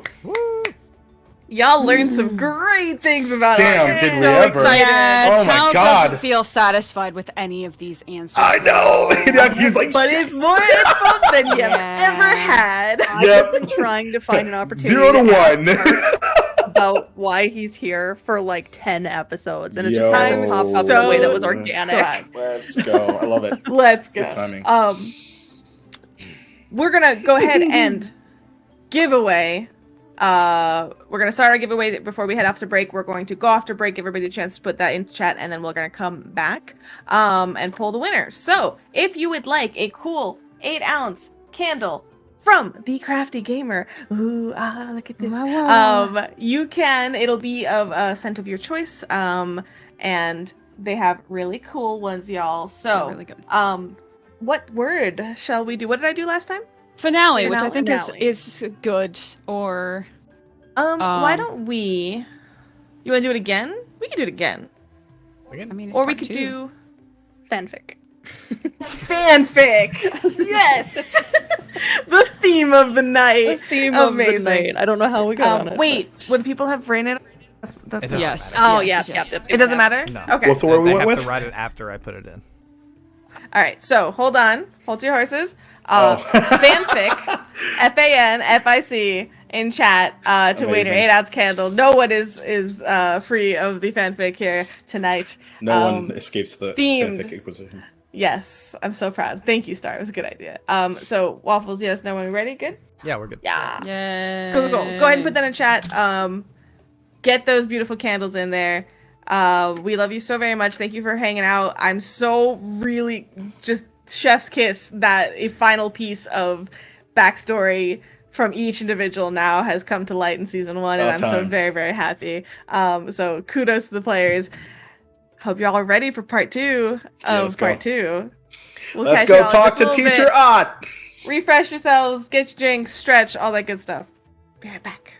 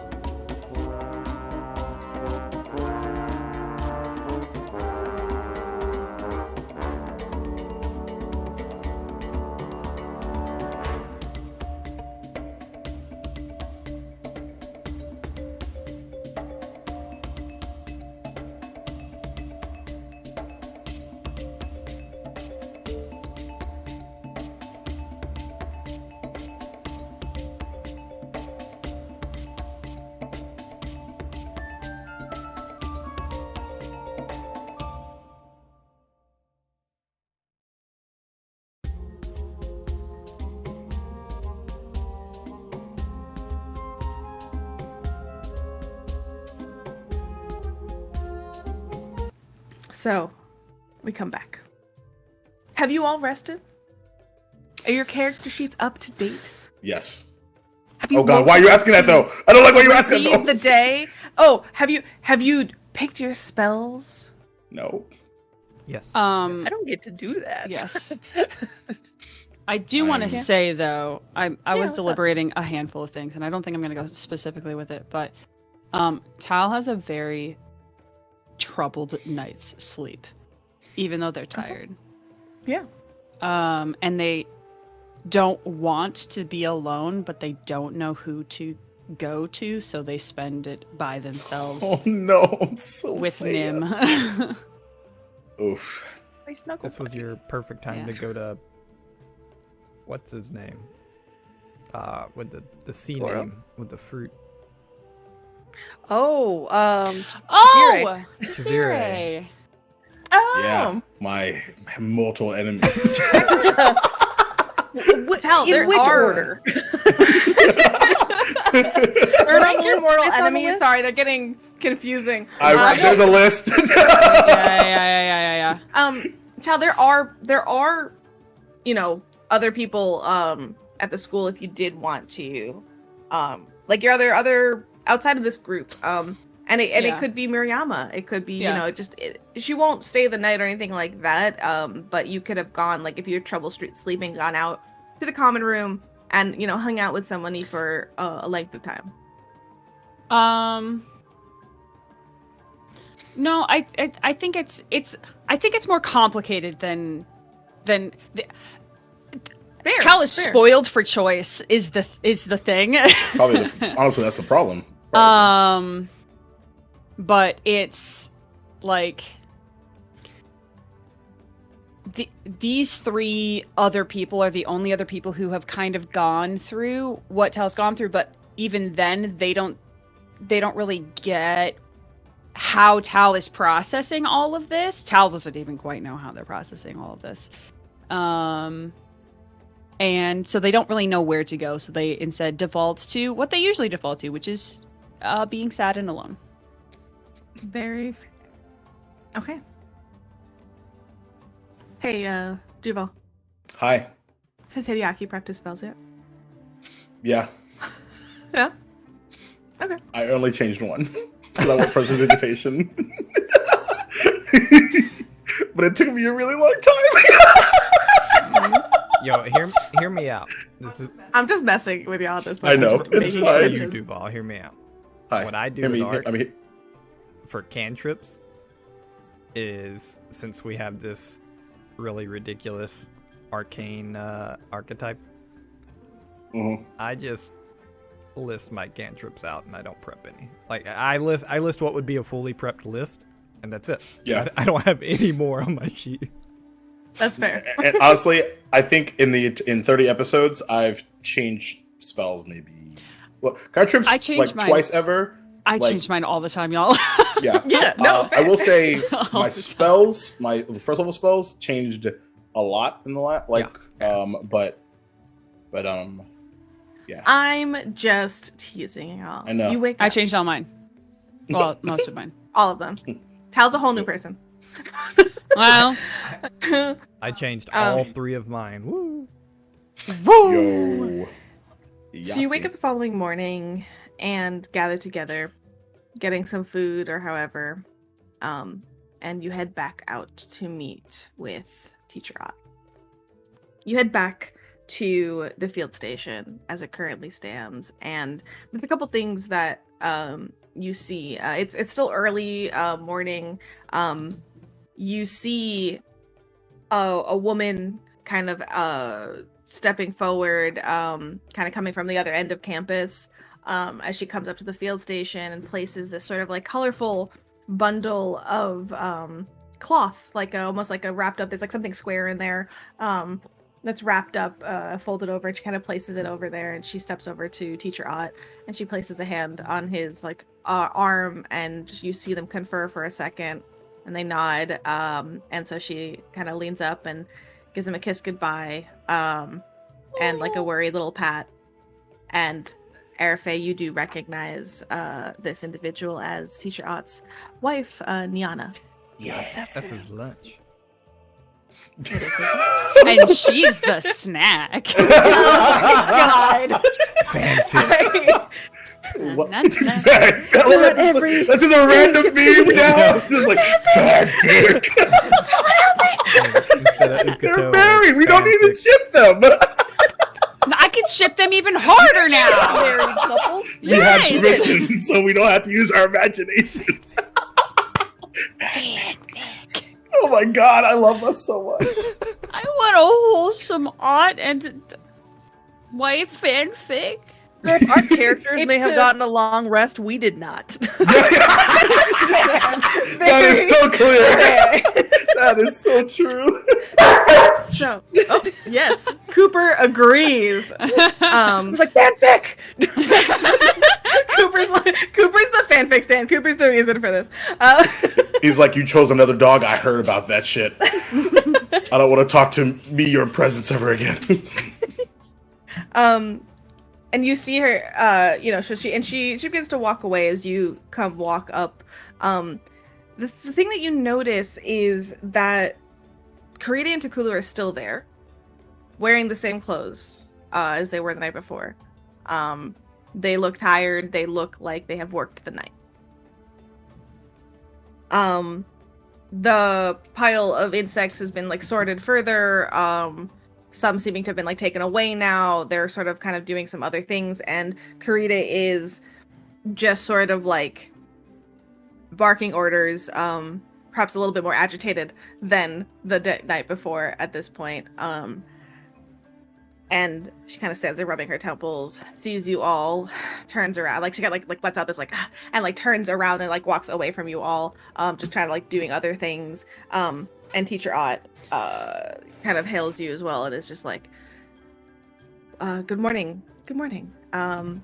So Good we morning. have a lot of information here. As I try to sort through my books here and not hit the mic. Okay, so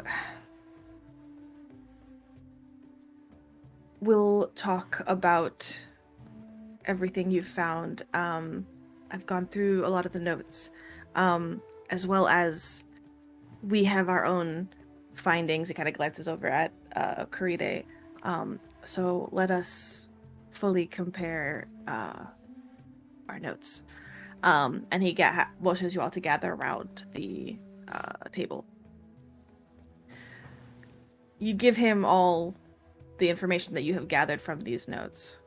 And he sees and nods and says, well, okay. Let me tell you what we have learned thus far. First, the insects were drawn by some pervasive yet persistent psychic call. And gremlins and pests and other creatures that aren't strictly insects, like spiders, have responded to the call as well. They have, of course, been closely questioned, and he means the gremlins and everybody. No one can seem to provide any other details other than experiencing a strange longing and a sense that they must go to the Magaambya. This is wah, wah, in Tal's head from a certain myceloid situation. Oh yeah. There's Let's just compare an additional there's an additional thing that you think of okay, so at this point it seems to be the insects pieces are separate. This is what they've been researching, the insects here. That's Karide's specialty. And you think of when you went to go get some of those insects for Karide, you think about the strange runes that the beetles crawled, and all of those pieces are beginning to sort of fit in and be okay, so the strange insect activity has been happening all sorts of different ways, regardless of these gremlins. And then, thirdly, the emanation is virtually undetectable, but it seems to be ongoing. kind of looks at you all, showing that, like, though you have terminated Stone Ghost, this continues.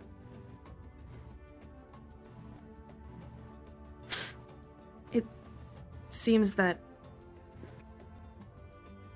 they've been... This Uduak that you have encountered was weaponizing the gathered ones, but that doesn't seem to be. And at this point, Essie jogs up, and she's just like, I'm so sorry to interrupt. I think she had a British accent. Sorry, I'll go that way. Sorry. Quickly. I'm Sorry, I had some bad mangoes. Okay, so I'm so sorry to interrupt. Teacher Art, there are some visitors, some prospective students that are seeking admission that have just arrived.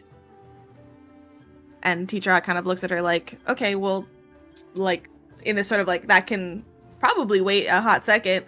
But you see her look on, like, her face is like a little uncomfortable.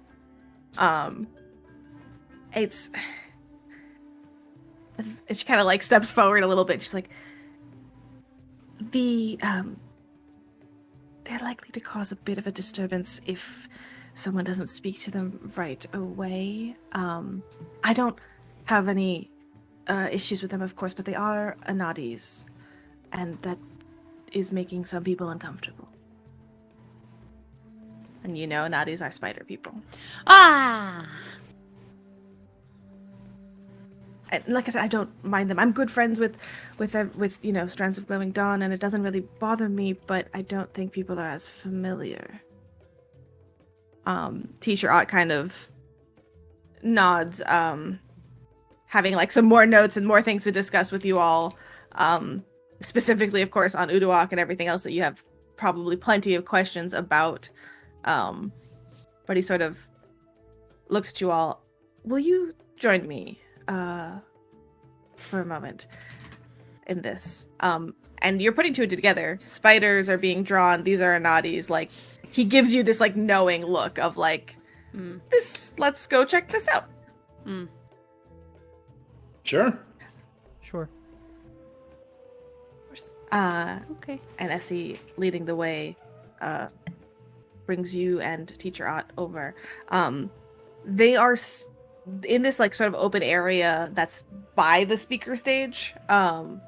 It's like a little just space by the speaker stage that you see like a few students are kind of out and about, keeping a rather safe distance.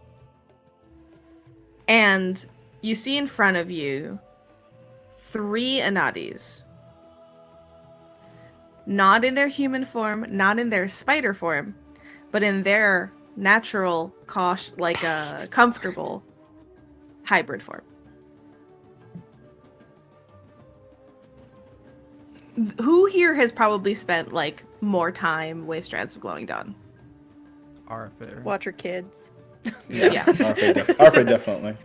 Arthur, you know this very well, that Anadis that are... So from speaking with Strands of Glowing Dawn, there's like a Anadi population like in deep woods and like far away places and usually very isolated. And they are aware that those that live in any society or come to society are aware that their presence makes people uncomfortable and usually don't be in hybrid forms in front of everybody. So specifically, this kind of hints to you that they might be unfamiliar with Natambu's customs on this. Okay. They might be like brand new to the area. Okay. Takula strides forward, ready to greet, you know, them, and he goes, "Welcome, and a kind hello, new friends. It is my pleasure to greet you today. You may call me Teacher Ott." And one of the Anadis steps forward. Actually, you want to see them? They're cool looking. Yeah. Yeah. Let's do it. Spider warning for anybody who needs it. Yes. Thank you. People C-dub, warning. C-dub. I'll have to I love find that. them. Where'd they go? Oh my gosh, they're gone. They're, Oh, they're not no. standing They there, Well- actually. left. Well, teacher Ott, all right, let's back to it. Where is Hey, it? teacher Ott, the main story's over here. Come on. Just follow the quest marker. Yeah, right? The yellow No, right teacher- above their head. Teacher Ott is playing this as I would play most any story-based open world game, and I would go anywhere except the main quest marker Yep. until there's no other option. Skyrim sends their regards. Yeah. Oh, The 99% cool. Oh, cool. completion route. Yeah, right. Mm-hmm. Oh wow, they look really cool. They do. They're so colorful. He's And so- blue, double D. Damn it, I was about to say it too. So one steps forward, the one that you see here, dressed in, colorful robes and a long light blue cloak, and holding a staff that seems to be mixed with webbing and wood. And they go, Teacher Ott, we would learn from you and from the school. We humbly submit ourselves as pupils. All the three of them bow, respectfully. I am rainbows reflected upon gossamer strands, who is called Goss. This is droplets hanging gently, Savanikin, and bear's threads billowing, Mustachia. I love their We names have some so much. small knowledge of magic already. Presenting ourselves without sponsorship is highly irregular, we know. But we all feel as though the Magaambya is the place we must be. Something is calling us here, Teacher Ott. Teacher Ott looks meaningfully back at all of you and then responds.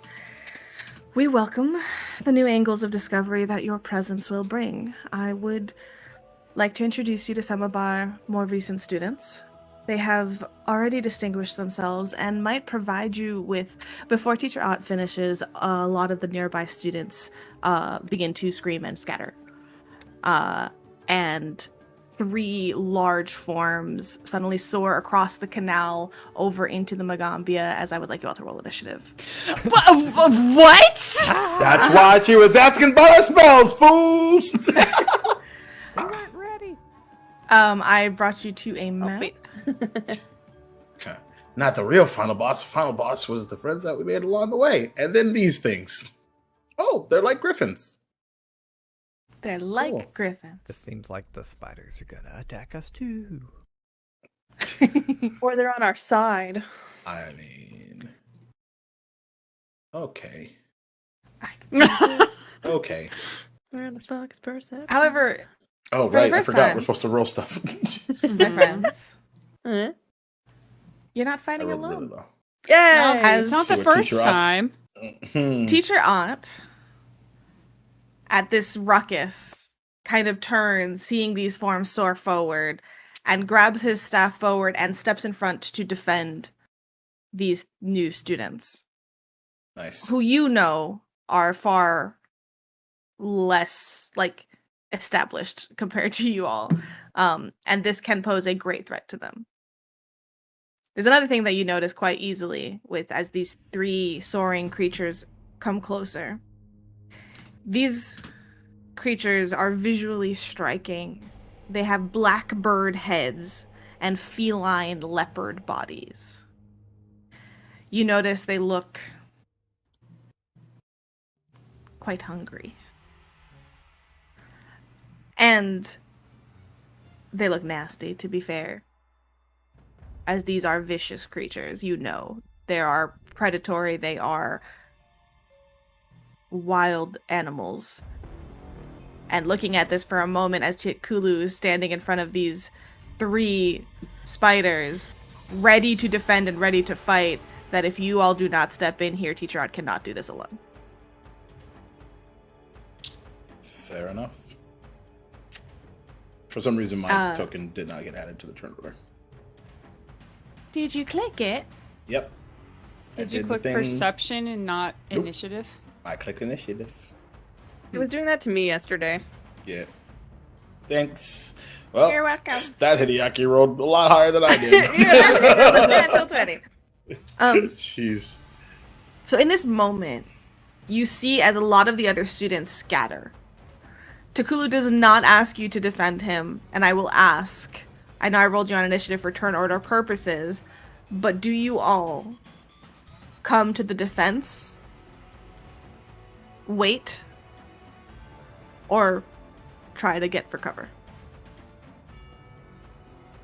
And in character, tell me a little bit about what each of you are doing in this moment as suddenly these large flying griffins come into view. I think Hideaki, sort of like it's, especially with everything that's been going on lately, like it's instinct now. It's a learned response, and yeah, defense of something that he's grown to begin to care a lot about. Amazing. I think Arafe is going to respond very, very similarly. But in her mind also, she feels that they need to step in because she's not sure that anyone else will protect these three other than Ott because of the way people are treating them. Certainly. So she's gonna get in the way. Okay. Back to back. Ark. Dun, dun, dun, dun. Ark doesn't really care about the spiders, but he's more than happy to fight. So he's like not purposely jumping to the defense of the spiders, but he understands that this is an attack on the school. Okay. And Tal? So, Tal sees these things and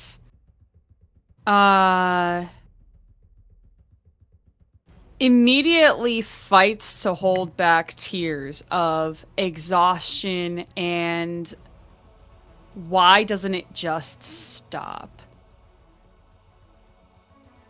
And basically just hunkers in to do it all over again and is feeling more so that emotional fatigue because they still haven't processed anything that's happened so far.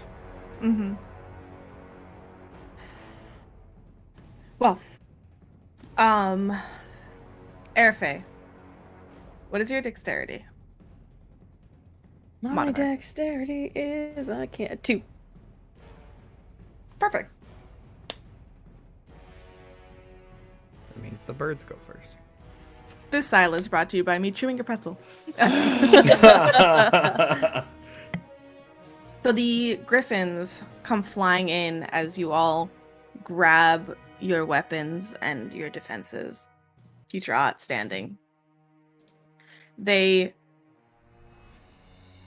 with a 60 fly speed, Jeez. come and swoop in. You see this one kind of come right down over this Adadi Seeker, flying through it, not landing, and in a flying strafe, can fly up to its speed and makes 2 talon strikes. Although it has to be at different creatures that this one does it only at the one. Oops, hold on.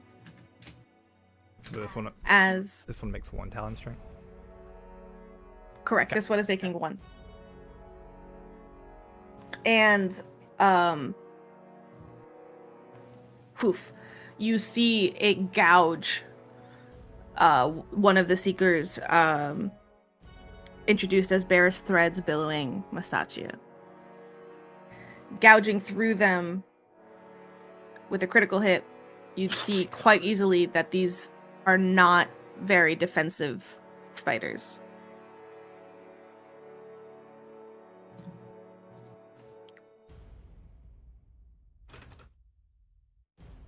As it takes 12 points of damage. And it looks like suddenly bleeding profusely, like these guys cannot take many hits. The second one swoops through as it flies straight through both Teacher Ott and the Anadi Seeker. Actually, let me make sure for where they were. Hold on. Okay, I will bring them a little closer because they were kind of going to be right above this one and this one.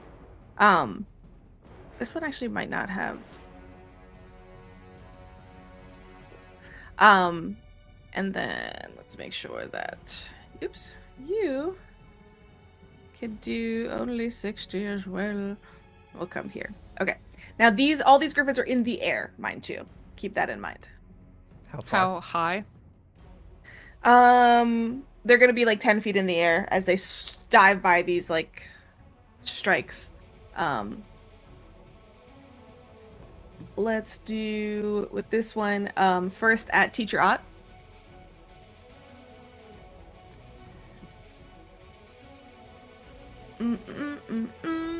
All of us with our arrows just everywhere. How far am I? Little What arrow is wave. distance? Which hits him. You see him get gouged as well. For 14 points of piercing damage. Jeez. The second attack at a negative 15. Oh, ooh, just hits the Anati Seeker for 9 points of piercing damage as they're immediately gouging through. And the third one coming through, going to also go on the other side of Teacher Ott for a natural 1.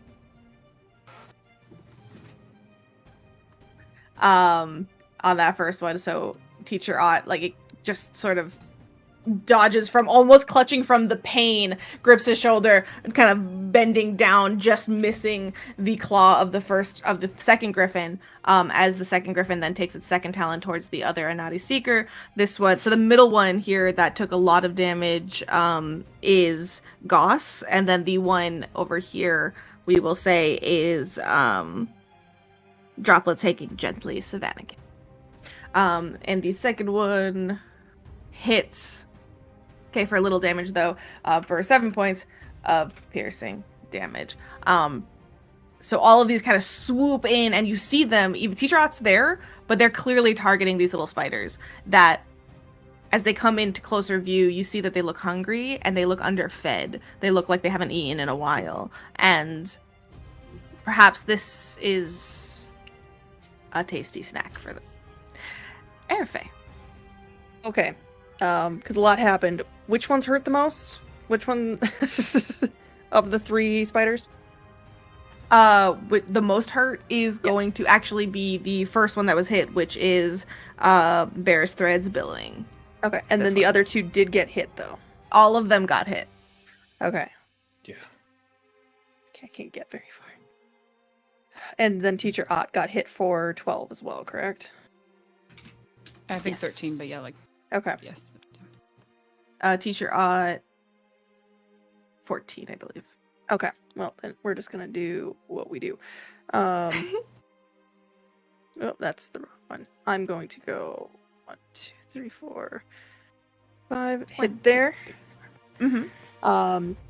I am going to instantly cast lifelink on these 2. Okay. So they will I'll give get them different colors if that's helpful for y'all. Mm-hmm. Oh, that's a good roll. Blue spider. They get 11 points of healing back when I lifelink to them. Nice. Good, good, good. And then I'm going to. Oh, I'm not close enough. You said 11? Yes. I'm not close enough to help Ott. Shit.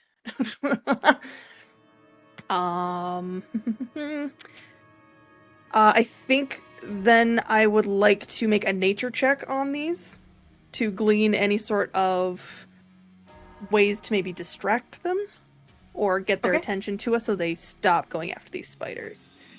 Absolutely. Go ahead. That is a 21.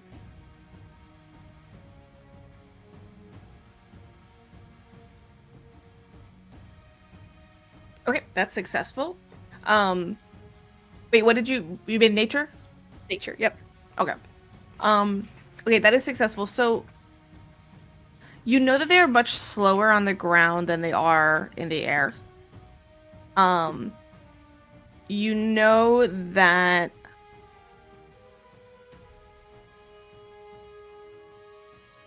these are... There's a lot of people in the Tambu that have all sorts of creatures, like, that they use for, you know, working and pets and etc. But you know that griffins are not... They're not pet creatures that are very easy to train or otherwise. So you don't think that, like, that makes sense as to their determination of being here, just to give you that as well. But, what was the question? You wanted to look for something that Like, would... a way that we could pull their attention away from the spiders so that they would, or the Anati, so they would maybe focus on us rather than the squishies. You know they're hungry, so giving them food would be like giving them like, oh well, I'm tasty kind of a deal. They're in like fight mode. It's not like giving them food will stop them from fighting in that regard, but something to that, you know, attention seeking kind of thing. And otherwise you think just posing a threat to them will focus their attention. Okay. Light them up. And that'll be the end of my turn. Okay. It is the Seeker's turn. These Seekers, who, as they mentioned, know a little bit of arcane things, they are going to do as follows. Trying their best. Well, for ease of me not saying all of these names every time, Red Seeker is going to look towards the one in front of him. Let's see, 15-foot cone. That's not pleasant. Is going to try to step back,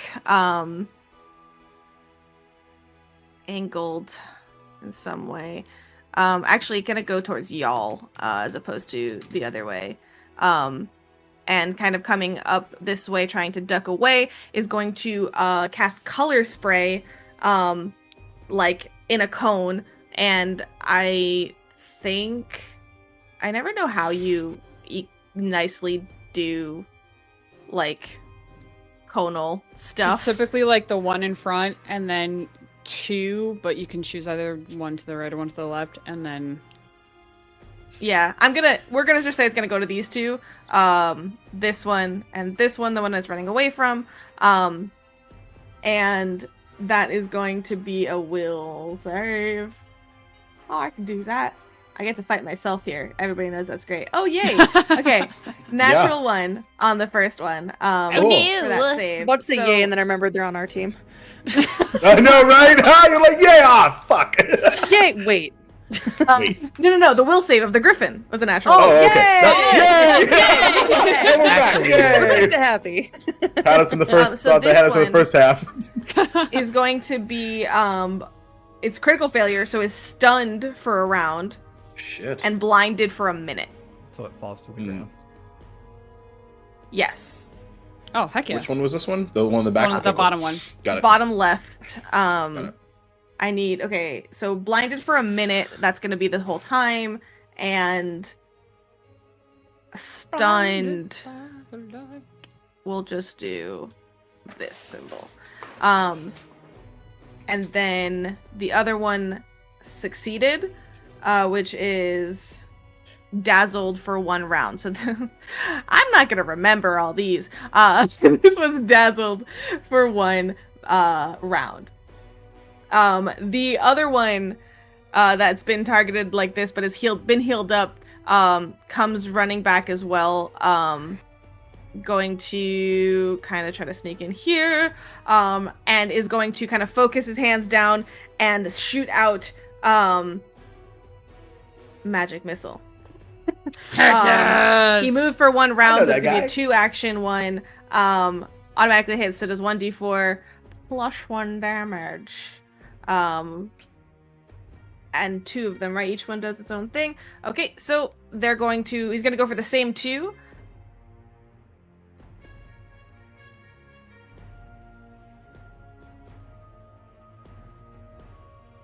And the third one is going to come out this way, away from everybody, and do another set of magic missiles, another 2. He's going to target the other 2, while I just calculate those damages as they kind of all, like, buff it into these griffins. We'll say... Yeah, okay, so remember, this one down on the left is on the ground. Tal, it is your turn.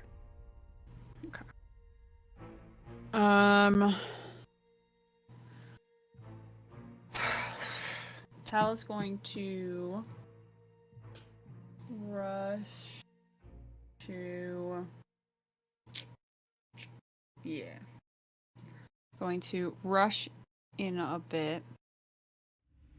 Kind of run just to the other side of Hideaki and like slide to a stop as they point their hands forward, and the blackness kind of stretches from their fur and outwards, and is going to cast Grim Tendrils, which is a 30-foot line, hitting both of the top 2, I believe, because they're big. Perfect.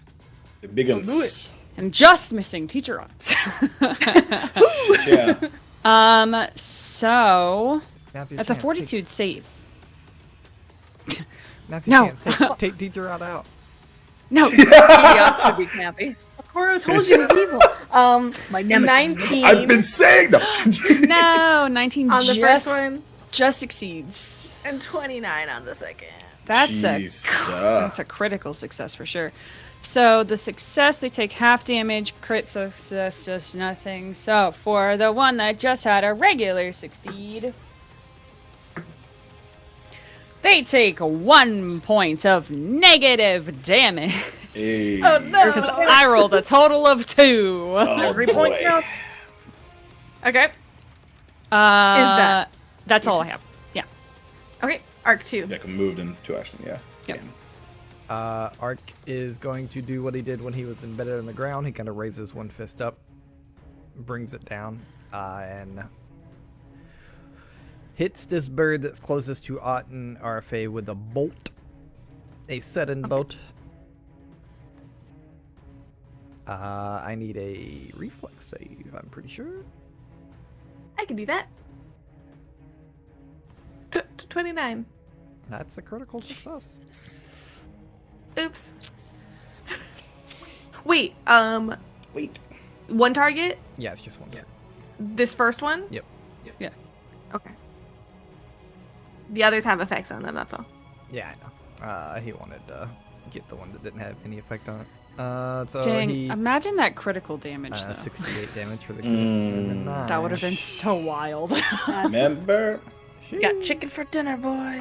And then his third action, he will enter into Arcane Cascade, into his stance, his like water flowy stance. Absolutely. At which point Takula is here, grabbing his staff. He sees the two by you, Arafe, and kind of looks at you, and nods and says, let me just make sure.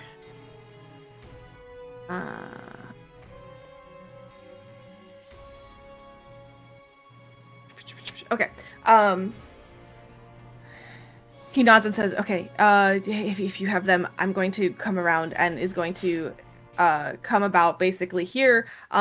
You see he is not a very like fighter-esque person, and he seems to be focusing on protecting and taking care of the others, of like these students. And you see he kind of goes around the griffin and towards this seeker with a healing potion in his that he grabs from his belt and is handing off to the seeker to take, to kind of just like, you stay okay, and turns around, and then holds his staff kind of in front of this seeker with two hands, just ready to do it. And what I will do for ease, because of the action economy that I have it, he's going to have them take the healing potion. He's gonna like administer it and to heal this guy who was the only one that was still, well, actually no, there's one hurt, but he's worse hurt.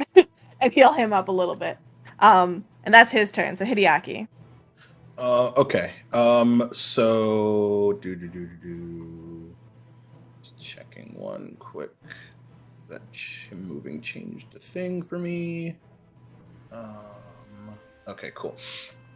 So Hideaki will say to Overnoza, "Get to the other side of Arafay, and I'll take care of the other two in the back." Good thing we didn't do that spell this morning. And Overnoza is going to move right here. We're acting together. Flanking. Yep. So this one is in the air. That's fine. Okay. That is fine for me. That was really just placement. And additional threat. And he raises his hands and points them at the two in the back. And there is you see a red mote of fire at the end of his index finger, and he fires Scorching Ray at both. Okay. So that's a melee spell attack. So as you do this, Teacher Ott, seeing you kind of aim for the back two, goes and kind of says like, "Good idea, Hideaki. Steady on. Take your aim." And he's going to use his reaction to give you a quick lesson. And that gives you a +2 circumstance bonus to your check. He really is the bad guy. No, I'm just kidding. More teachers in our fights, please. So that first one was a natural 2, so I'm going to hero point that. Good. Natural 20. Let's go. Let's go. Is that the top one? Well, yeah. Okay. So that's 46 instead of 2. Oh, I put an extra dice there. So that's 5, 6, 8 points of fire damage on the first one. Alrighty. And then second attack, not awesome, 15 to hit. Let me check immobilized real quick. Okay, can't use the move trait. That's fine. And then blinded and stunned.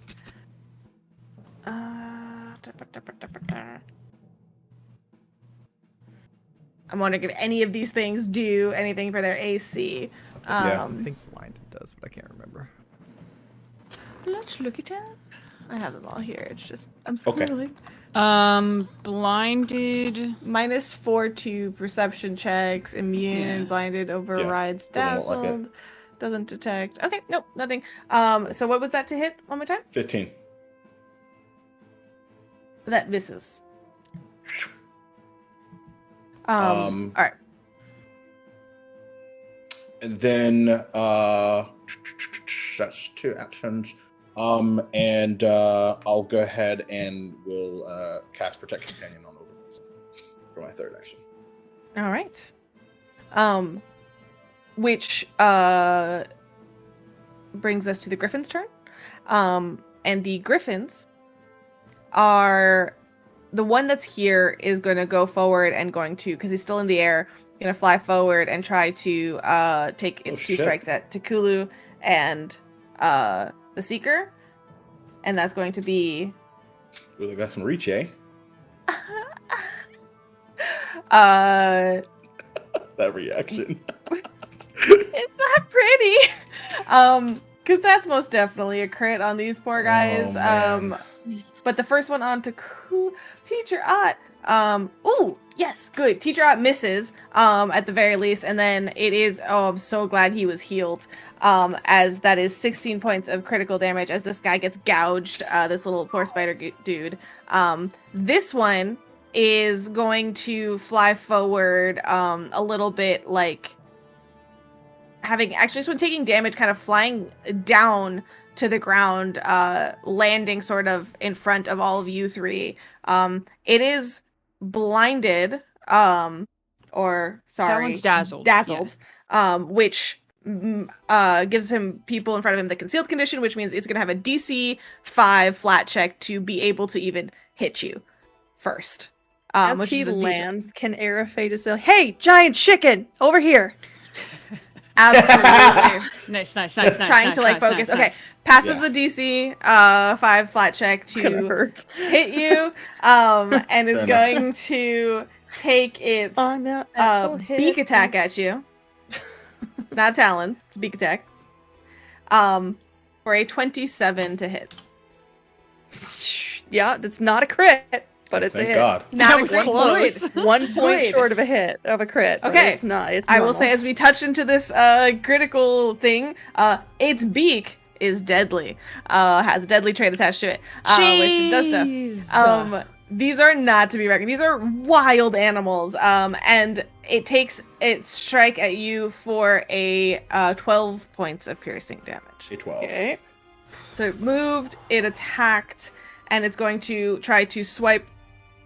Let me do the flat check first real quick. 1! It failed! I'm at half already. Nice. Well, it was going for the seeker actually to like the side of it, like as well. Good, and even better, because I'll take that too. It's dazzled is just kind of like misses and swings wildly, which is perfect. And then this last one is on the ground. Okay, so this one I don't think can even move. No, it's stunned for a round. It's stunned for a round. Okay, so that's it for that one. That one's still stuck on the ground. Arafay. Oh god, it's already my turn. Okay, Arafay is going to go ahead and cast Electric Arc on the one in front of her and the one that's on the ground. So it's a basic reflex save, DC... Oh, it's different for this one. DC 16. Okay, so the one that's right in front of you, actually, let me really quickly see what traits are no longer attached to them. So, this one was dazzled for a round, so that one's no longer dazzled.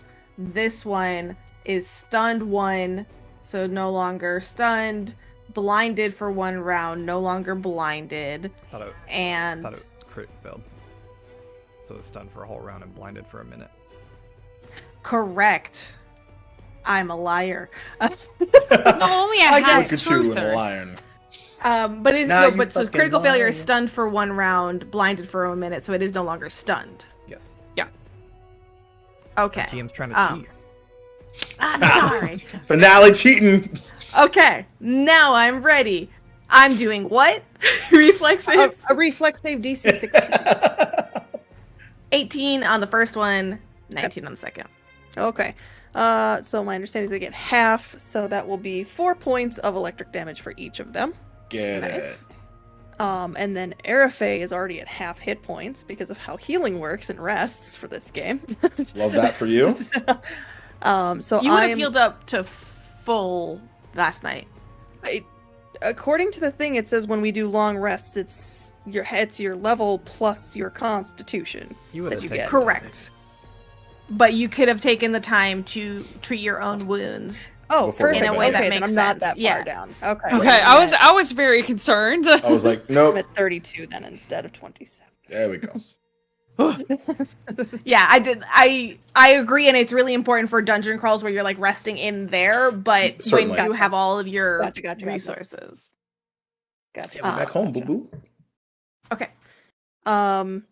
Still, just because of how these things go, she's going to cast heal on herself Heck yes. and gain back 8 points. Nice. So I am Nice, back nice, up to nice. 40, and that is my turn. So it's the Seekers next. The Seekers one more time.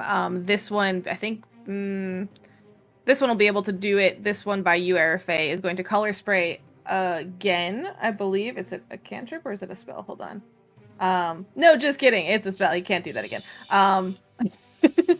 So, oh, he did magic missile last time. Never mind. We're good. He's gonna go ahead and color spray. And we will do will saves. We'll do 1 and the natural 20 and a 20. That's unfortunate. And the second one is doing its the other two have done its magic missiles. This one has not yet, and is going to magic missile all 3 without moving. Nice. 2, 2, and 2. I know how that feels. It feels great. Auto hit is fantastic. Pew, pew, pew. It's true.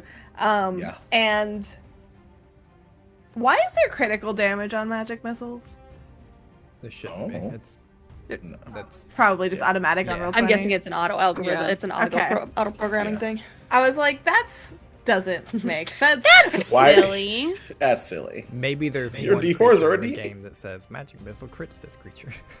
There could be. It's specifically allergic. I mean, weak to magical attacks, maybe. I don't know. Hey. The others that have so this one did its last spell. This one's that one. This one's hurt very badly up north, and is going to use its magic missile. So it's going to color spray the one that's right in front of it in just like a Hail Mary here. So we'll see. Yes. Okay. So it's a regular failure, which means that this one is now stunned 1, blinded for a round, Damn. dazzled for a minute. It's a lot, With your whole y'all. chest. And I didn't put my stunned. I don't know what's a good stun emote. This one, perfect. All right, I'll figure it out. Yay, Okay, do it so live, this one baby. also falls to the ground as it gets stunned, unable to move basically. So it comes down there. So at this point, that is actually it's only 2 actions for that. So it's going to cast shield as its last action. Nice. Tap. Nice, nice. Okay.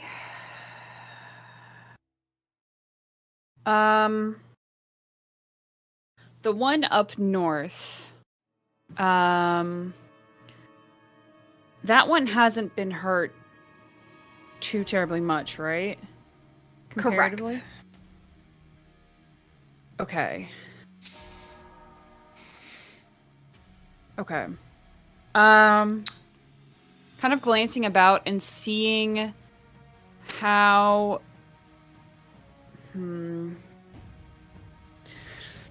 You said that okay, can you tell me one more time? It's stunned? It's on the ground?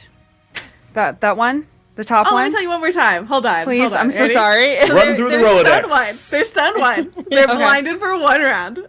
And they're dazzled for 1 minute. Okay. Great. Okay.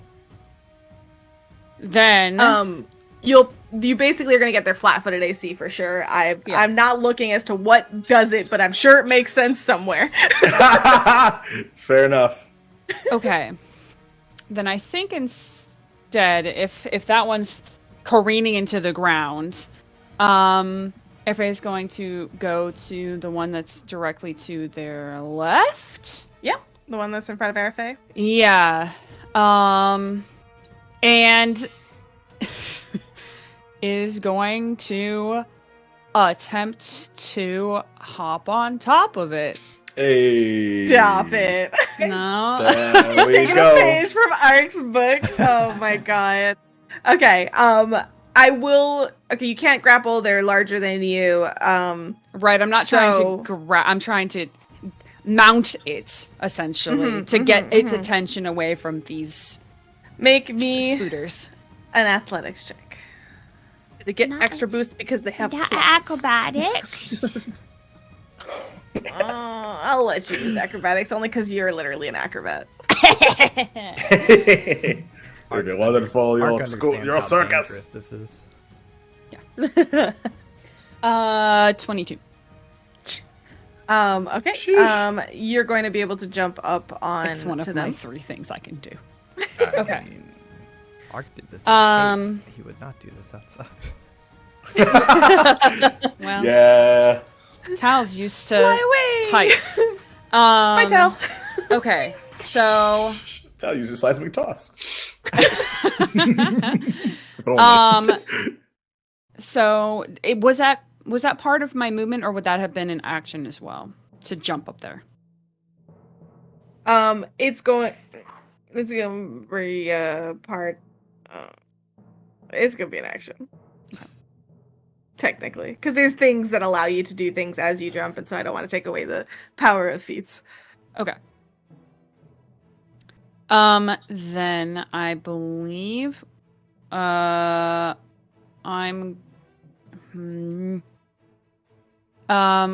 going to, activate my, for Tap card. future stuff, my bracelets of dashing as my final action, just to have that for, later, for the next minute. For later. Perfect. Yeah. Arc 2. Alright. Art's gonna stride up to this one up here that's on the ground now. Yes. That's not the To the tool I face. wanted. Flanking. Flanking with a naughty green ranger. Yeah. Green Ranger. The one that just joined this episode, Green Ranger. Yeah. Yeah. And Classic. He is Used to be a villain going before? whack it with a stick full of electricity. That's what Arc does. Love that for you. Let's do it. Arc do what Let's Arc do. go. Boop the snoot. Art do what art do. Arc to do what Arc do. Mm-hmm. Dude, sorry.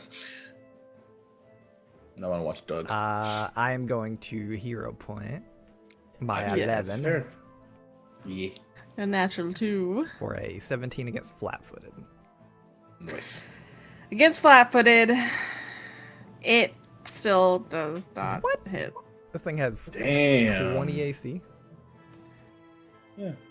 It's actually wearing Stone Ghost armor. That's Wait, is there anything of the things that I said, stunned, blinded, or dazzled, that would otherwise affect this? No.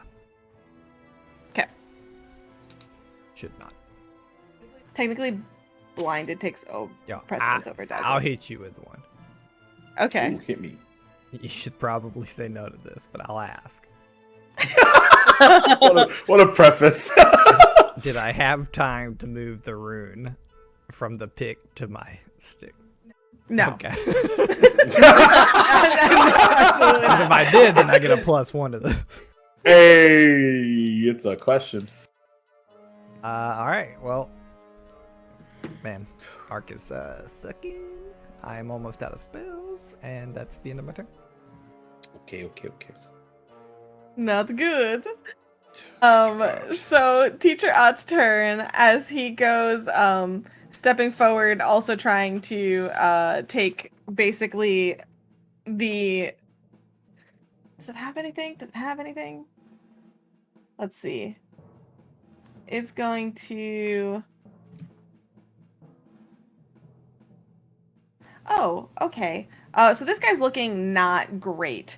So Which one? he steps forward Oh, one right, fine, sorry. and touches the Seeker and casts Heal on the Seeker. And oh, max heal. Yeah. Nice. Max heal for 600. And you see this, Arafe, and you're thinking like, this is probably the first time that you've had another healer in the combat. And you see him heal because he was you naturally are looking over who's the worst, like who's the worst. Again, going the on one right I now. don't connect to was the one getting his butt handed to him. Yarp. This Sounds is my about right. curse. And you and it's this weird sort of like relief, and you definitely can feel that. Oh, okay, good. Teacher Ott is also here backing me up. But perhaps, I mean, I'll leave this obviously up to you. This does kind of free you up from some of your typical duties to do other things. And with that, he then grabs his staff and is, I mean, he can't do much damage, so maybe instead Whack.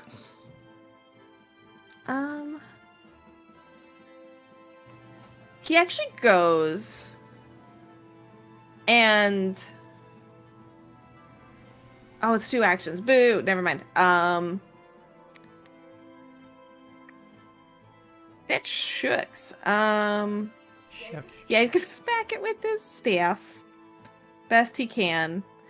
for a natural one, and he doesn't do great with it.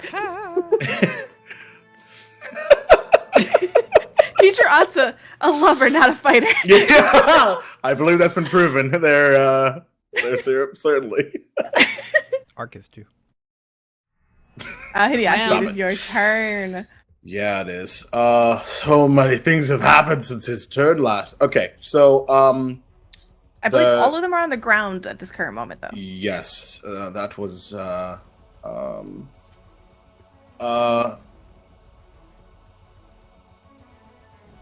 he'll yell out above the melee. Tal, do you need help there, or do you want to kind of own that on your do you want to kind of own that situation? I think Tal's focused on trying to stay on top of the bird. Interesting. Okay. In that case,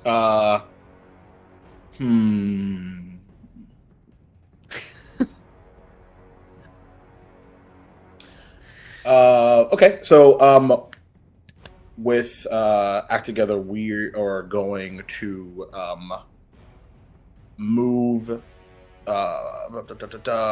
over nose down 1 square, and kind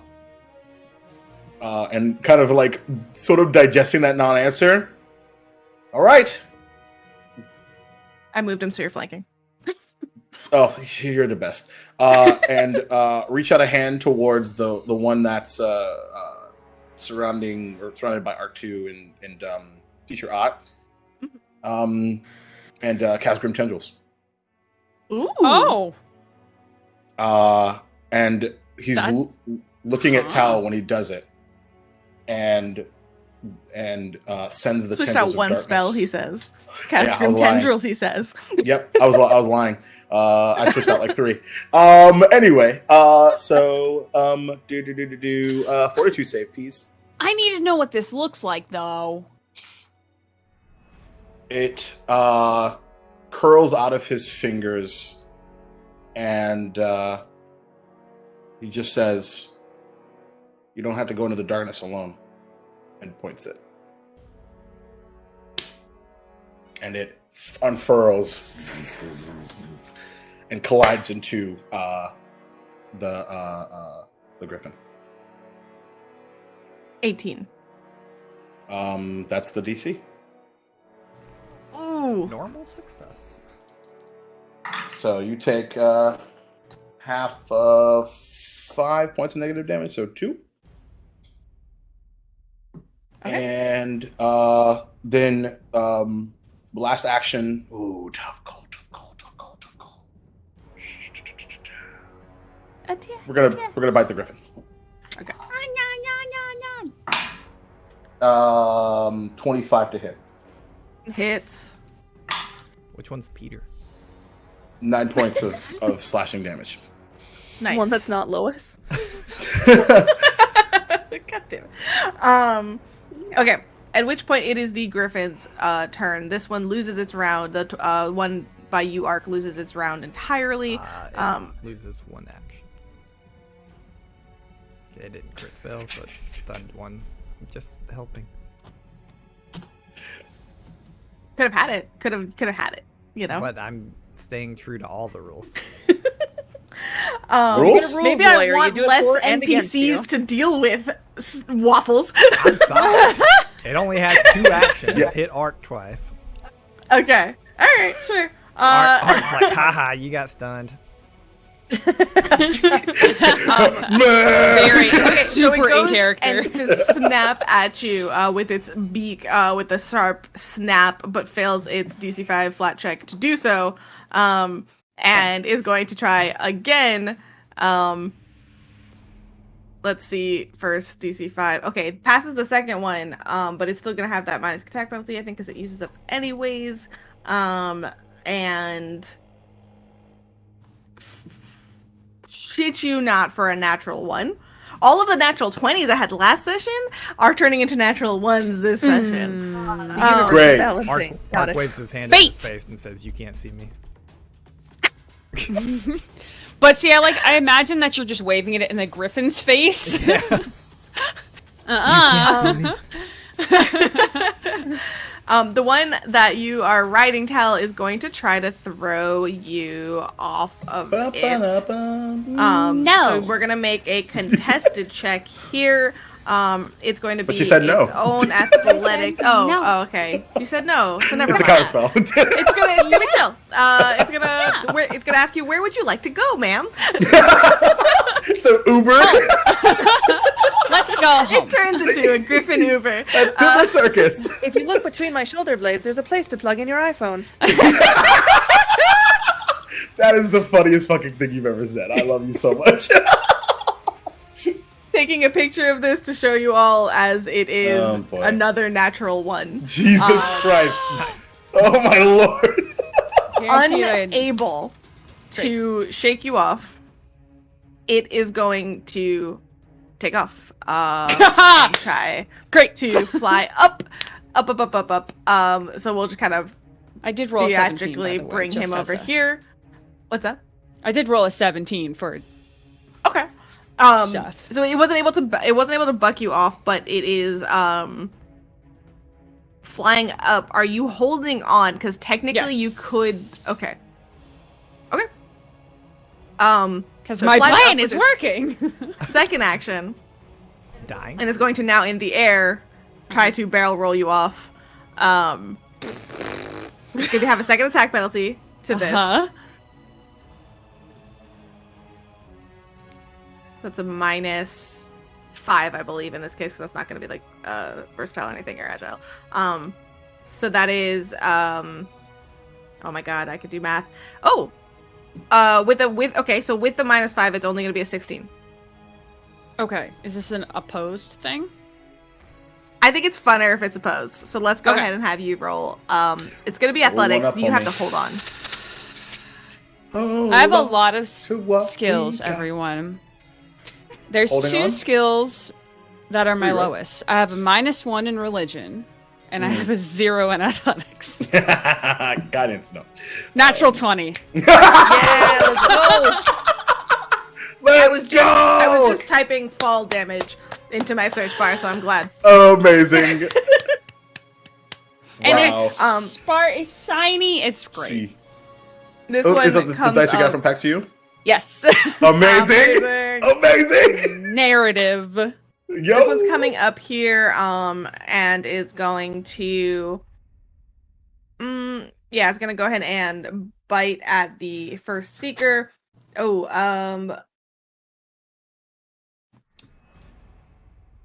hits. So this one, which was almost a full, takes 12 points of piercing damage. I take looking- 5 of it. Okay. Perfect. And is going to try to bite and slash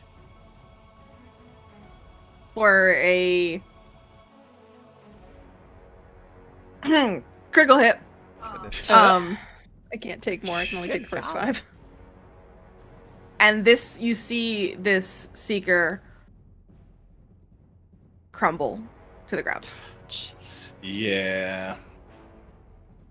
Too bad. Had a good Not run. school today.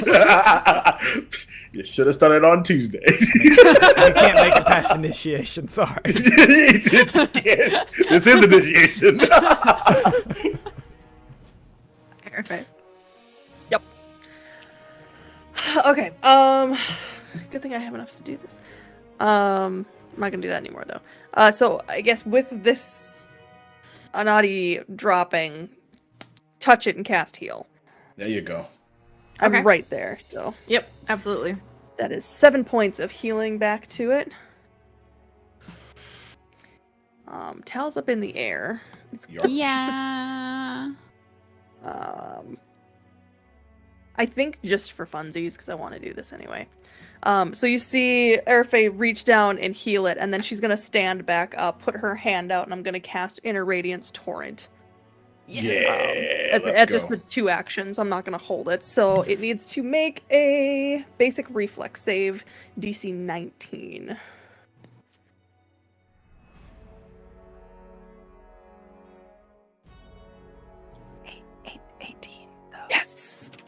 I was like, wait, but fuck.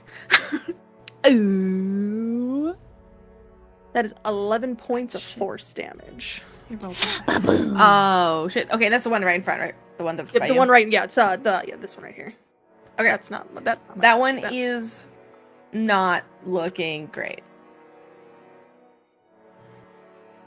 And she's just gonna, I guess, just for a quick thing, she's gonna turn to the other two and go, "You should probably hide."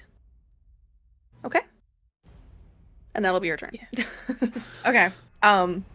They kind of look over at you and nod, and as the one on the right helps the one that has just been like felled to get up, and just they kind of run back behind these little pillars. Get out of here. All using like all their actions to basically get cover around these pillars. The one by Teacher Ott, likewise seeing this as like both Teacher Ott and Ark on either side of this, is going to just try to back up over here behind this pillar. Actually, it's going to go behind, so the other the other side of this. And can I do anything?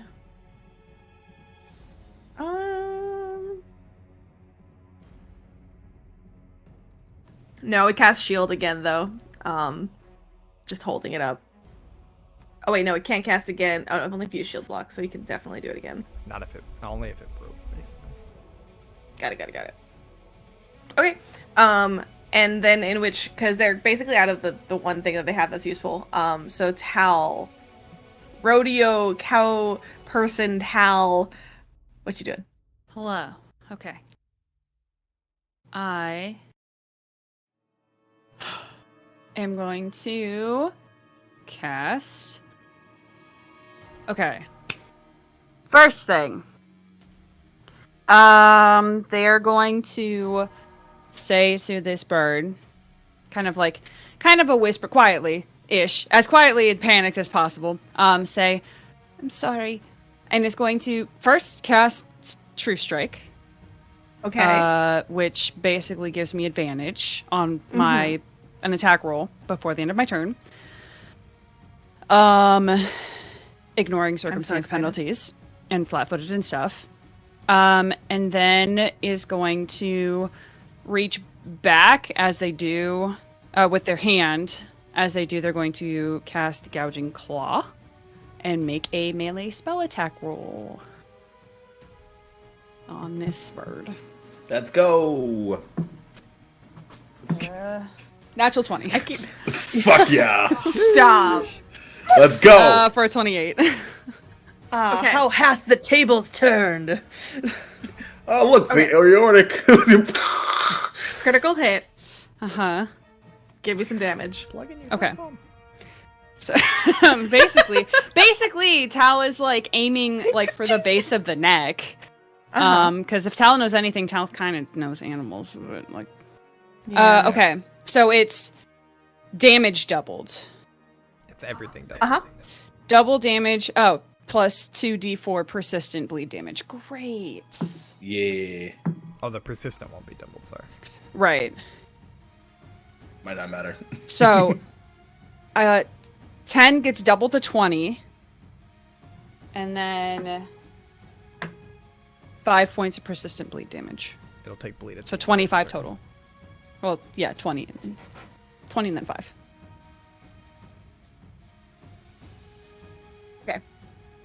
Hold up. Okay. So this is Gouging Claw, right? Yeah. Okay. You whisper a sorry as you take your sharpened talons and you just press them into the back of this griffin's neck as it calls out in like just this shriek and caw of pain as you feel it like stiffen up. The thing is that you don't notice for a second what has happened as in that moment of stiffening up, its wings stop flapping and it begins to plummet to the ground as you have killed it and are now falling to the ground with it. Yeah. So Great. there is a thing about falling Uh-huh. Oh, please tell on us. a creature. Oh. Oh, Okay. but no, Plus damage that's if you only if fall they're on something. alive. Oh, Because they can Oh. take the bludgeoning damage for you, so it's not a. Yeah. Okay, that doesn't do anything to cushion your fall. Okay. Cool. But it's Sick, a sick, giant tight. airbag. Well. So you are going. The way falling here works is if you fall more than 5 feet, you take bludgeoning damage equal to half of the distance you fall. Okay. There's no ledge to grab. That's hilarious. Oh, so- I have. Wait. Don't you wait, have something? wait, cat wait, fall? wait. I'm a freaking wait, cat. wait. Yes. Yes, When I you fall, are. I Yeah, only you're a take cat. half the normal damage and don't land prone. Amazing. I'm a Nice. fucking cat. So you're gonna go. This has ahead. never come up. that's a shirt. Okay, so you go, and as it plummets to the ground, as you're about to absolutely like lose your grip and fall, you remember your training. You know your intrinsic nature as a cat folk is super easier for you to like slide off of it and not get kept from falling prone. You It's do like take falling off the 5 trapeze. points of bludgeoning damage. Okay, so Wait. that was half. I take half. Yes, that's half Okay. already. Because it went like 20 feet up in the air, so that's 10 feet of fall damage. Half to 5. Okay. Cool. But I do And you're not prone. basically like, yeah, a parkour fall, so it still fucking hurts because it was high. But roll into it and kind of like skid a bit. But yeah, and like kneeled down on the ground. Amazing. And you all watch this as Tal comes plummeting to the ground on top of this griffin that is dead. It's kind of epic. I need... It's like right in front of Remember how I asked- Hideaki. Sorry, go ahead. Sorry. Remember how I asked last time about fan art of Ark on top of a big fly? Yep. Yeah. Follow up. But I now want it in contrast to this moment. Okay, sorry. Yes, Hideaki. Yeah. Well, the beginning of book 2, I'm gonna like find a bald eagle to fly on. Anyway, so No, you're gonna fly a fucking dragon. You know that, right? I gotta get to level 12, man. I got a way to go, man. I got a way to go. So I think he's like, as like, first of all, watching Tal crash to the ground. I think he's just like, okay, like great, I fixed that. And then he'll look across to Overnosa. Man, it's been a while since you've had chicken in your mouth. Let's make it be fried this time. And he's gonna breath weapon the griffin right in front. The one down here. Fucking callback. Fucking episode 2 callback. Call back indeed. Wow. I believe that's a reflex save for you. Okay, I can do that. Ooh, that's natural 2 there. So that's a fail. I'm assuming Great. it's more than 15. So Yeah, damn, so a natural 2 plus 13. Nice. Good to know. Yeah, that is a failure. That is 6 points of fire damage. okay. And as part Like of wasp. oh, this should be fun. As part of Act Together, Hideaki is gonna move over towards Talon, offer them a hand. And let's see. So I got one Can I action offer left. you a hand in this trying time? Yep. And because they're on a weird bird. And last one. Yeah, he'll sort of other hand out towards Overnosa and cast Protect Companion again. I believe you cannot for 10 minutes. Only if I've used the reaction, which I have Oh not. shit! Amazing. Hell yeah. Okay, Ark, it's your turn. Okay. Ark will take a 5-foot step, kind of in his flowy stance up here to flank with Teacher Ott. And he is going to attempt a spell strike again. As you attempt to make a spell attack roll, Teacher Otts just says, like, you have this Ark.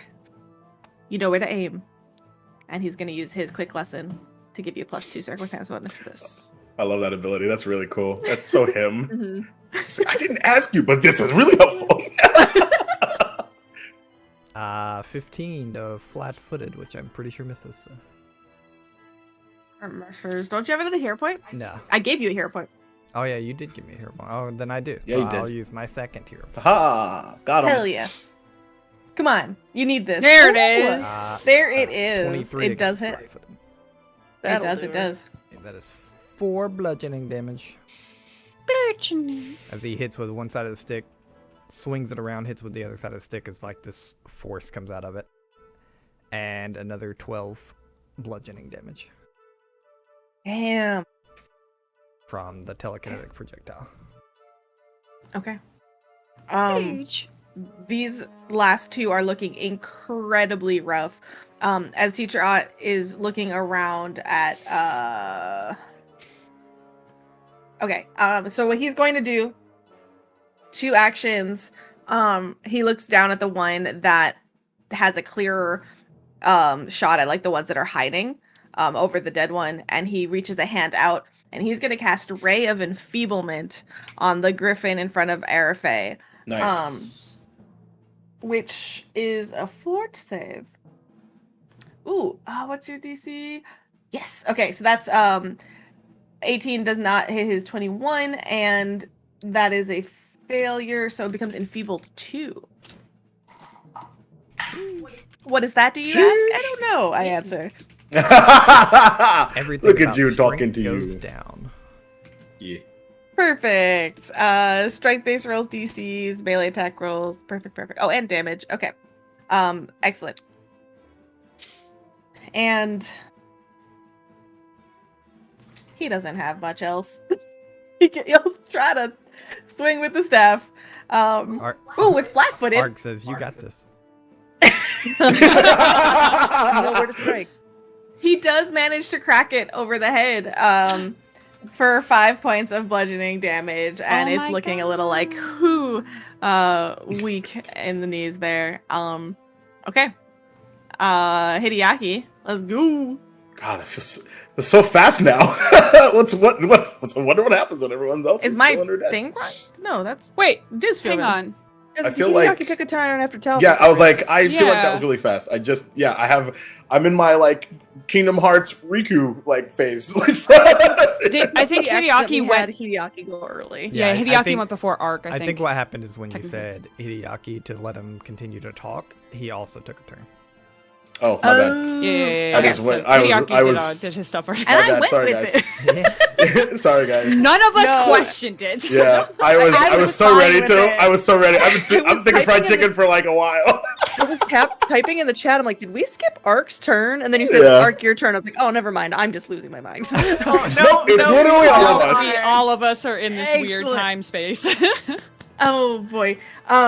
Okay, so then I placed the a trap Griffins card now. go. So this Griffin now is. Let's take a quick look. Let's take a look. Take Okay, seeing its friend down Right. and seeing that both it and its other companion are looking very hurt. This one, having just been beat down twice, is going to try to fly up and start flying away. Good. Get out of here. Go away.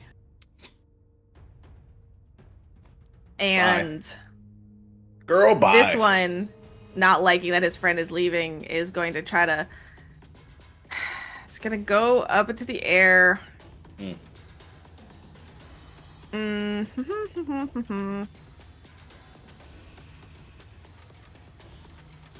It's gonna start swinging by, but not before taking 2 strife Petty attacks shot. at Yeah. Teacher Ott and Ark. Heck yeah. That is beautiful. petty strikes. Petty Um, strikes. For a okay, so he hits Teacher Ott. Was that a crit? No, it's not. Thank God. Oh, boy. For 6 points, because the difference My listen, it's mentor. either 6 points of damage or 22. So I'm just Yeah, that's a really important distinction. Imagine and- we survive. Teacher Ott dies. Dude. I have healing spells. We're good. We're fine. another freaking natural 1. You can't. Wow, dude. What Amazing. the heck? Roll 20 is Roll with 20. us tonight. I thought we were friends. That was Nah, that's all the yesterday. balance. Today's a different thing. Yeah. Yeah, I heard what you said. genuinely You though, can't the have 2 sides of this coin are absurd. Yesterday versus today, Boy. completely different. Yeah. Okay, so at this point, They're flying away. Is anybody going to try to chase after them, or are you going to let them go? I'm I'll let not. him go. Yeah. Okay. With one downed griffin in front of you, the others flying off, you have successfully, though still hurting, kept all 3 seekers alive. Mind you, that is very not insured in this fight at all. Certainly.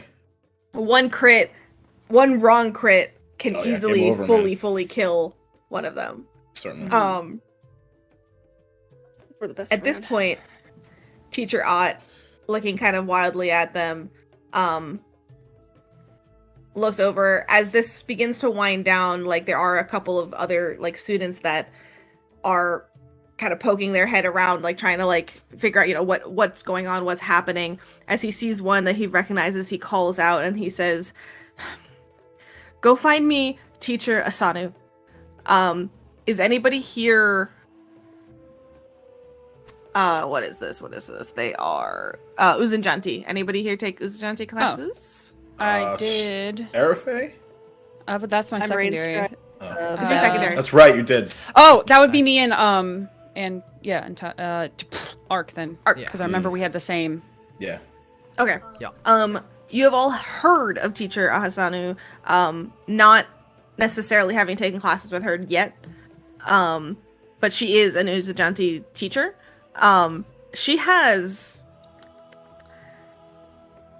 She's intense, to say the least. She's definitely something special, not in a bad way. She is a Iruxi, which is a lizard folk.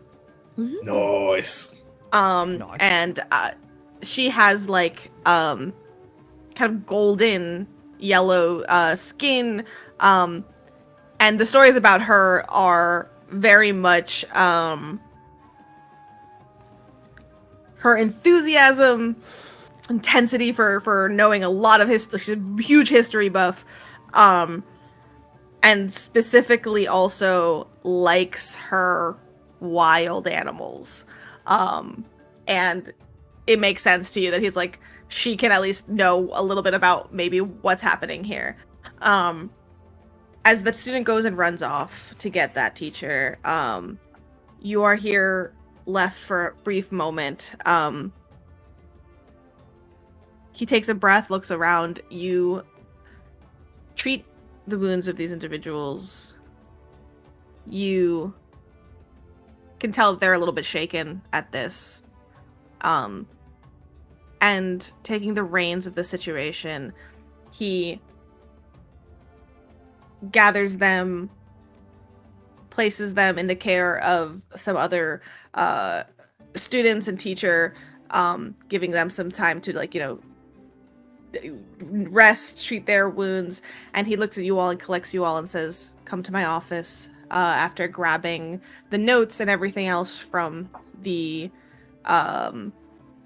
tables, oh my gosh, the field notes, basically, and collects you all and pulls you all to his office after these series of events. It's a little bit of a whirlwind. It's a little bit of a...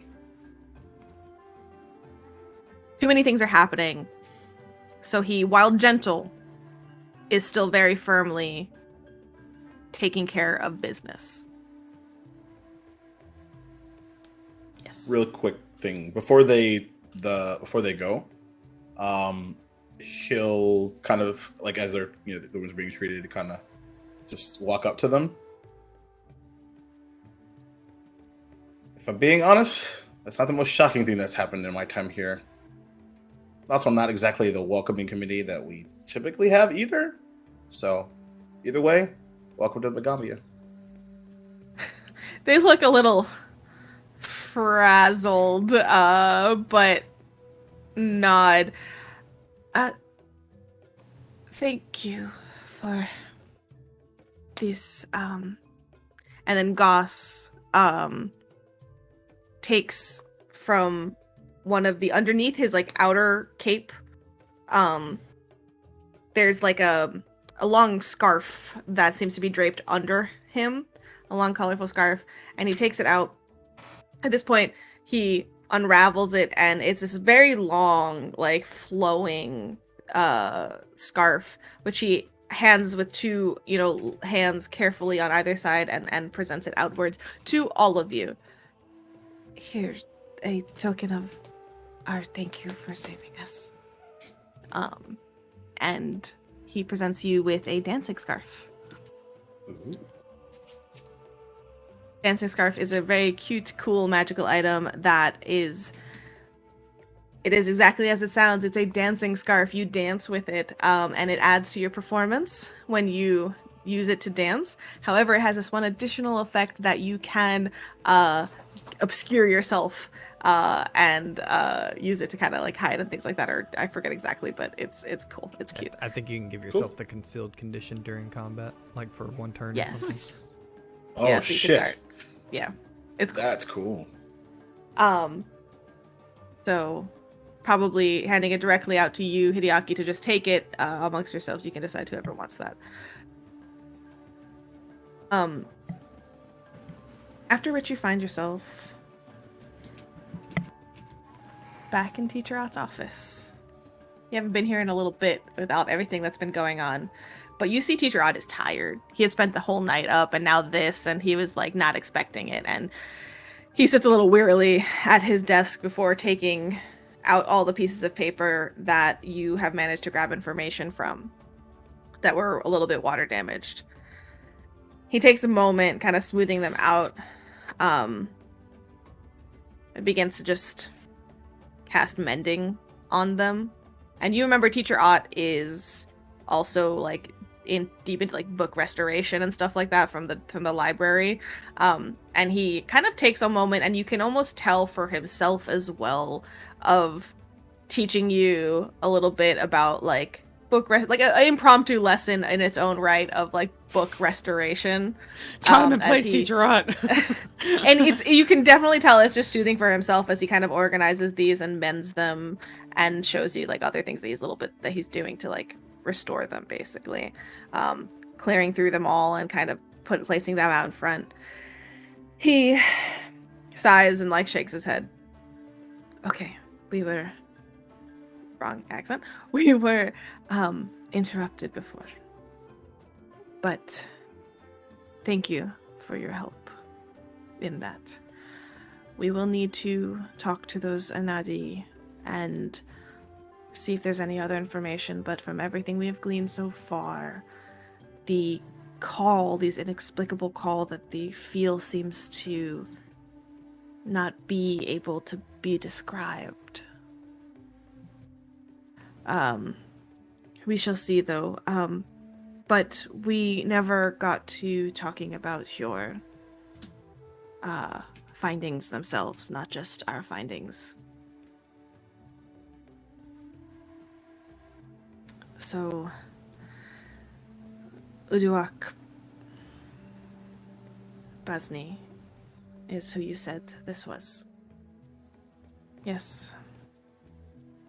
Paper said that name, so we kind of assumed. Sure. Yeah. This Thorn Ghost is, yes, he once was a Duak. He was an initiate. But he felt he did not need to earn power or give back to the community. He came to resent that he was asked to prove himself, and he grew cruel. Uduak slaughtered a mischievous gang of gremlins, and at the time was temporarily detained until they could decide what to do with him, whether to expel him or what. During his imprisonment, a spell he cast in an attempt to escape backfired on him, and we thought at the time it killed him.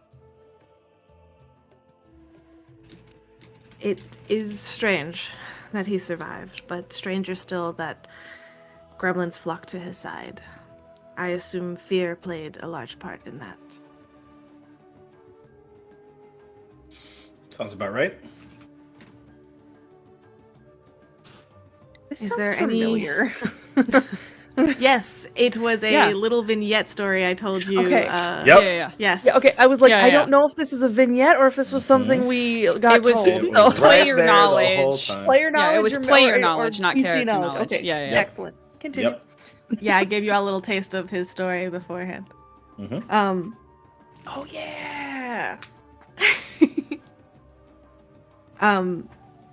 So it kind of turns to you. Is there anything that I missed in this information?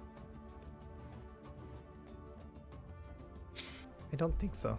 There was one thing he said that stood out. He said Yes. he was rage itself. I don't know why, but it seemed to strike me. Said a lot about revenge too. He's very, very angry. I suppose that makes some sense. He, like I said, we had thought at the time that he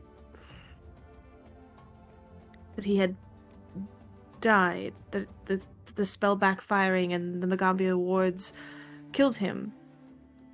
But if he was angry and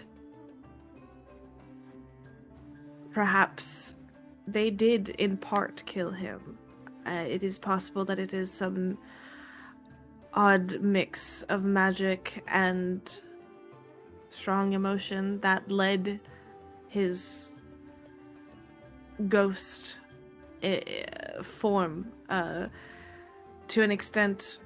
If he was no longer fully himself, his last emotions may have been what led him in his actions.